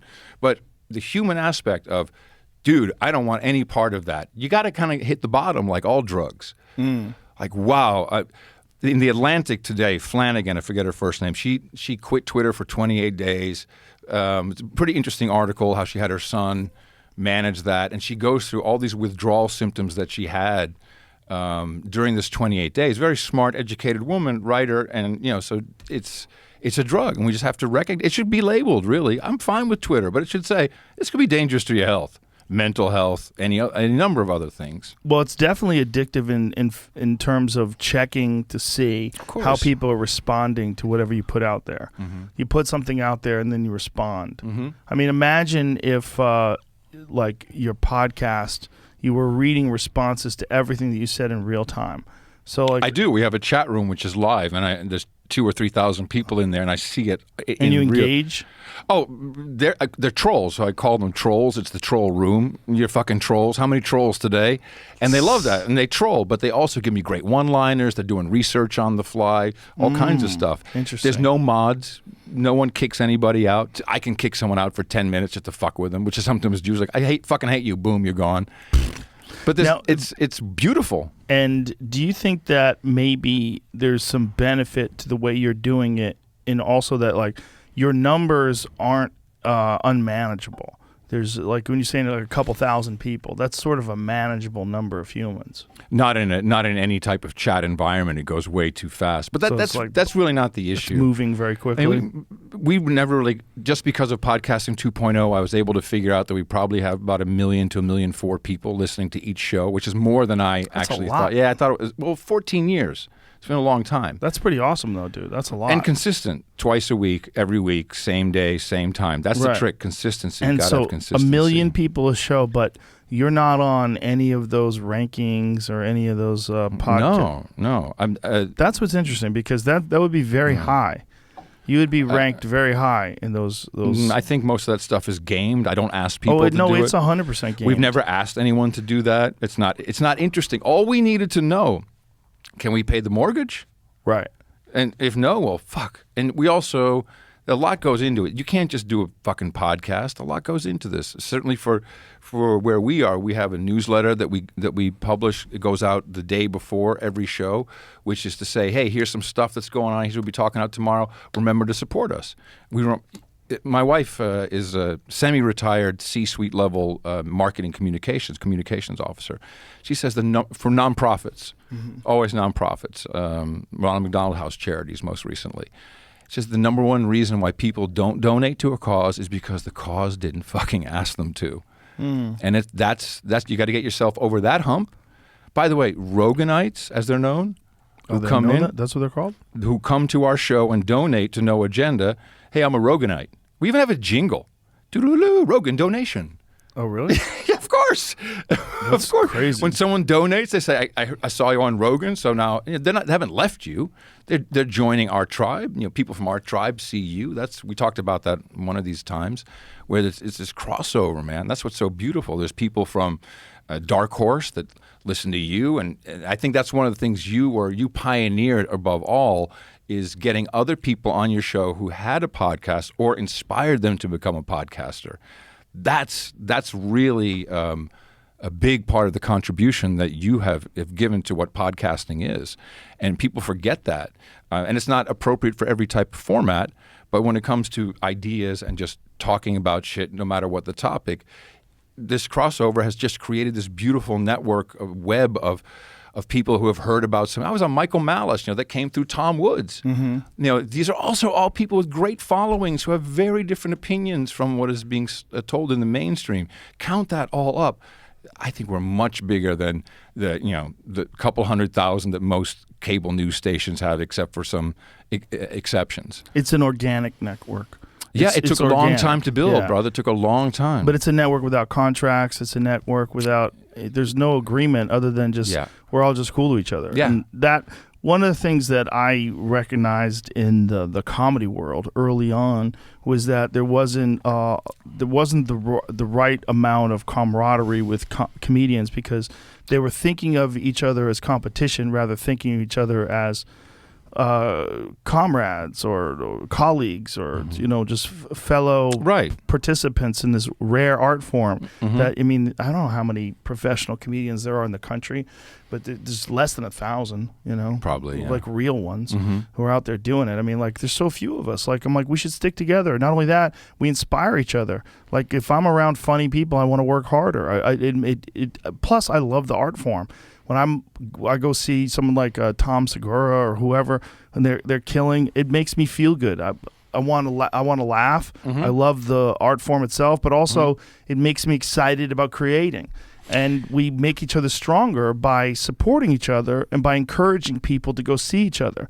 I felt the same thing about podcasting, and there was this weird competition in podcasting initially. Sure. Where like people felt I got to be number like, one. Got to be number one. Yeah. Got to be number one on iTunes. Got to be the one. Got to be the man. Yeah, it's like even if you are number one, doesn't matter. It doesn't matter. It's all just. And that spirit, when we started podcastindex.org, it's all free open source. And 50 people now, more, 60 have shown up, software developers who all have day jobs, and they all have an idea. One guy's creating an app, and he thinks he can be successful with this app in one way. Another guy is doing sells statistics and data about podcasts, and he's doing his own thing. And so we're all kind of in this co-opetition where we're developing the protocols and the features to be better, and we're all have our own little thing where we think we're going to be successful with it. And all of a sudden, there's like a developer conference, and they do like a Zoom call with 25 people. And I look at this like, holy fuck, here's at least a payroll of $25 million. You couldn't find these people. And they're more honest and more courteous to each other than in a corporate environment. People are good, man. There's a lot of great qualities, really. They it's are. Beautiful. The problem with corporate environments is it encourages people to think about numbers instead of thinking about people. That's the real problem. And like we're talking about pharmaceutical companies, it's not like they're all evil. They're just people with families. And there's a diffusion of responsibility when you have a corporation that has hundreds of thousands of employees and you're just one person making decisions and pushing buttons. There's also compartmentalization. You don't really know what's going on. That's what the government is very good at. Your CIA is extremely good. You know this, that guy knows that. No one has the full picture. And there's an obligation to your shareholders to maximize profits. Well, that's your main obligation. That's what people often overlook. That is the business. The business is the shareholders. I took my company public in 1996. On NASDAQ, and it was early days, way before the dot-com boom. And it was one of the most interesting and simultaneously disappointing experiences of my life. Because I thought this was, wow, I'm in the big leagues. I'm going public on fucking NASDAQ. We're a publicly listed company. And the shenanigans and the lying and the cheating at that level of publicly listed companies was astounding. Where a guy would look at, we got a deal, it's done, consider it done. We put out a press release, which is a big deal if you're a public company. And the guy just turns on and fucks you for premeditated. Or accounting shenanigans, or stock shenanigans, how stock prices are manipulated. This is why GameStop exists. This is the same young, mainly men, but a lot of women as well, who are disillusioned. GameStop is part of Bitcoin, I would say. GameStop is, we know that you're cheating on these companies like GameStop and AMC, et cetera. Nokia, you're cheating. You have a lot of shares that you say you have, but they're not really in the system. So we're going to show you, and we're going to fuck you by buying all the shares that are available, so your short position goes through the roof.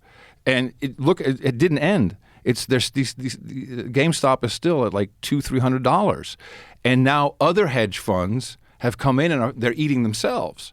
So this game is over. The whole stock market is. If you look at the DTCC, it's the clearinghouse. There's probably 1,000 times more shares of every company that is traded than actually exist. It's all in the system. It's all fucking bullshit options. This is what the Overstock CEO. He what's his name? I forget him. He got a weird reputation because he was pro-Trump. Fuck, I should know his name. Overstock. The ex Jonathan ex, no, no, the Johnson. ex, that sounds like a fake no, guy. the ex CEO. No, that guy's a bot. The ex CEO. Doesn't matter. It's shenanigans, and I think that the driving force behind Bitcoin, Patrick Byrne, yeah, the driving force behind Bitcoin is a lot of these very same older millennials who said, "Okay, I just got fucked throughout my whole life. This is my destiny." My dollar purchasing power is devaluing by 10% a year just by inflation. It's real, and part of that is printing money. So unless I get a raise of 10% a year, I'm not going to be able to buy a house. So enter, and this is why the history of money is interesting, enter Bitcoin, which went from a white paper to a currency in El Salvador, and Paraguay may be coming next, within 10 years. This is a story. It's actual money in countries from an idea, and no one owns it. It's completely decentralized. You can't change it. You can't fuck with it. And I see young people putting money into this and thinking, I'll check in 10 years. I'm not worried about what happens now. And I was a non-believer. People sent me all kinds of Bitcoins, like whatever, Beanie Babies is what I thought. And I had 65, and I sold them at $1,000. Like, wow, this is fucking great. I can't believe this scam. Now we're today at like 34, 35. It'll probably go over 100 by the end of the year. I mean, it's math. If you really look at what it is and you apply financial math, it's a great hedge against any other fiat currency like the dollar or the euro, et cetera. And there are a lot of smart kids out there who have seen this and are driving this. And they're driving it with memes. And Tim Dillon's a part of this. Bitcoin 2021 in Miami was a big meme fest, but it worked. It's crazy shit. There's something big happening here that is, for obvious reasons, not really being discussed in the mainstream. And that's truly what the movement behind Bitcoin is. But don't you think that people in the mainstream, a lot of them are just still skeptical that it's going to stick? Yeah. Because you can't buy everything with it. You can't. It took me 7 years before I said, oh, shit. And I had to read, the Bitcoin standard, Seyfried Moose. Max Kaiser may be a crazy fuck, but you get him together with Stacy, who keeps him on the rails.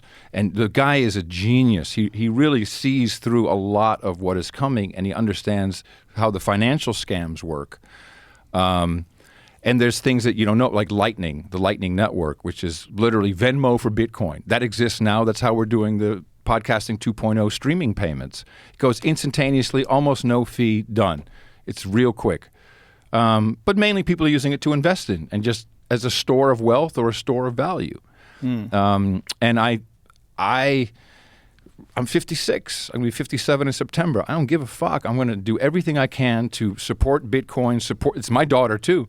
Support this generation. Support their vision. Try and make it work. Give them applications. The streaming podcast that's an actual people using Bitcoin to exchange value. I like your show. I'm giving you this much in return. So your show is it financed by Bitcoin? No. So podcasting 2.0 is the ability for anyone to set up a wallet and use one of the new apps, newpodcastapps.com, and while someone's listening, they can determine, I'm going to send X amount per minute to that person. So when I stop listening, the money stops. What is New Podcast Apps? Newpodcastapps.com. It's just a domain name I registered. There's like 20 different apps and services, all of them with great features and a lot of them with this value for value. And are they Android and Apple? Oh, yeah. Mm-hmm. So this is it right here? Yeah, there you go. So Podcast Addict. I've used Podcast Addict before. Yeah. I mean, there's a shit ton of them, and you also see a lot of the hosting companies that support it. Mm-hmm. It's been quite a movement, but just like podcasting in the beginning, it can take years and years and years. This went much faster than I expected, to be quite honest. These are all the people that are on the inside. They understand what's going on. They're all making it work, yeah. They're all contributing, making it better. It's stunning how many people we're talking about, though. Like when you were telling me the numbers that you get per download, I'm like, that's a lot. That's a lot. Well, your numbers were pretty big before we didn't know the numbers. I mean, big numbers. It's big fucking numbers. Yeah, but it was more mainstream, right? It was on the Apple thing, and it was, But it's no YouTube. longer about if you're looking for money if you're looking for money at all, podcast, nothing is for you in general. Most people will not be successful with any type of media venture. You're not cut out for it. It's just the fact, boo-hoo.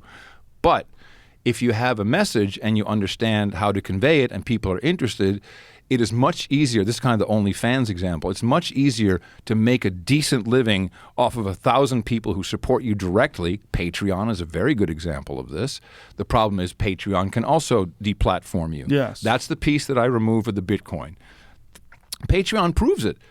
Crowdfunding proves that people are willing to put their money where their mouth is and say, I want this product, I'll prepay you to get it. Mm-hmm. And I don't know how many of them fail, but there's a lot of disappointment there. But this is alternatives to all systems that we have currently. What I tell people about podcasting is you can't make money in podcasting if you're trying to do podcasting to make money. Yeah. But if you want to do a good job, if you just want to make a great podcast and you just keep doing it, you probably will. I can't guarantee. You probably will make money, though. You must ask your listeners to, or as we call them, producers, to support you. You must ask them. And what I found works early on with No Agenda, if you say, support me with $5 a month, you get a lot of people who send you $5 a month. If you say, make it a number meaningful to you, whatever you thought this show was worth, how much value was it, you get a lot of people who send you $5. Some will send you 50, and some will send you 500. You will make more money if you let the price discovery over to the value, if you let the person who has consumed that determine what it's worth to them. Some people spend $50 like it's 5 cents, and they also listen to my show, our show. Some people, we have crazy numbers sometimes.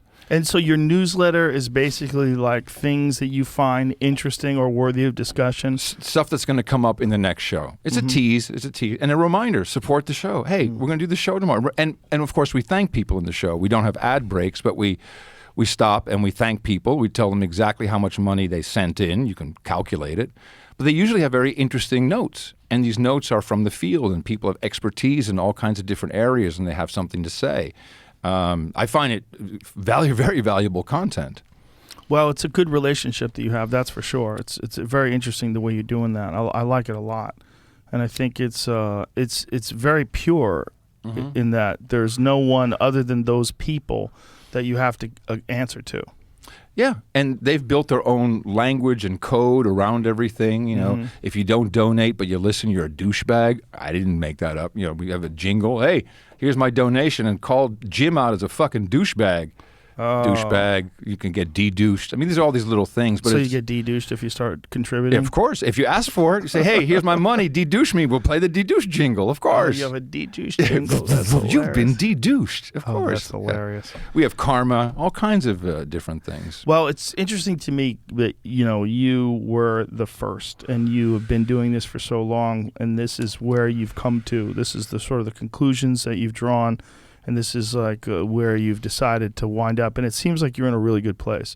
It seems like you're very happy with how everything is. Can I ask you? Yes. Yeah. How are you experiencing your move into Texas and in Austin? I love it. I'm so happy to hear I fucking love it here. Because I feel a little bit responsible. You so, are. yeah. You are. You hyped it up. I did, and then I left. You met the mayor and everything? Yeah. Man, you're like rocking and rolling Met here. the governor. I got drunk with the governor.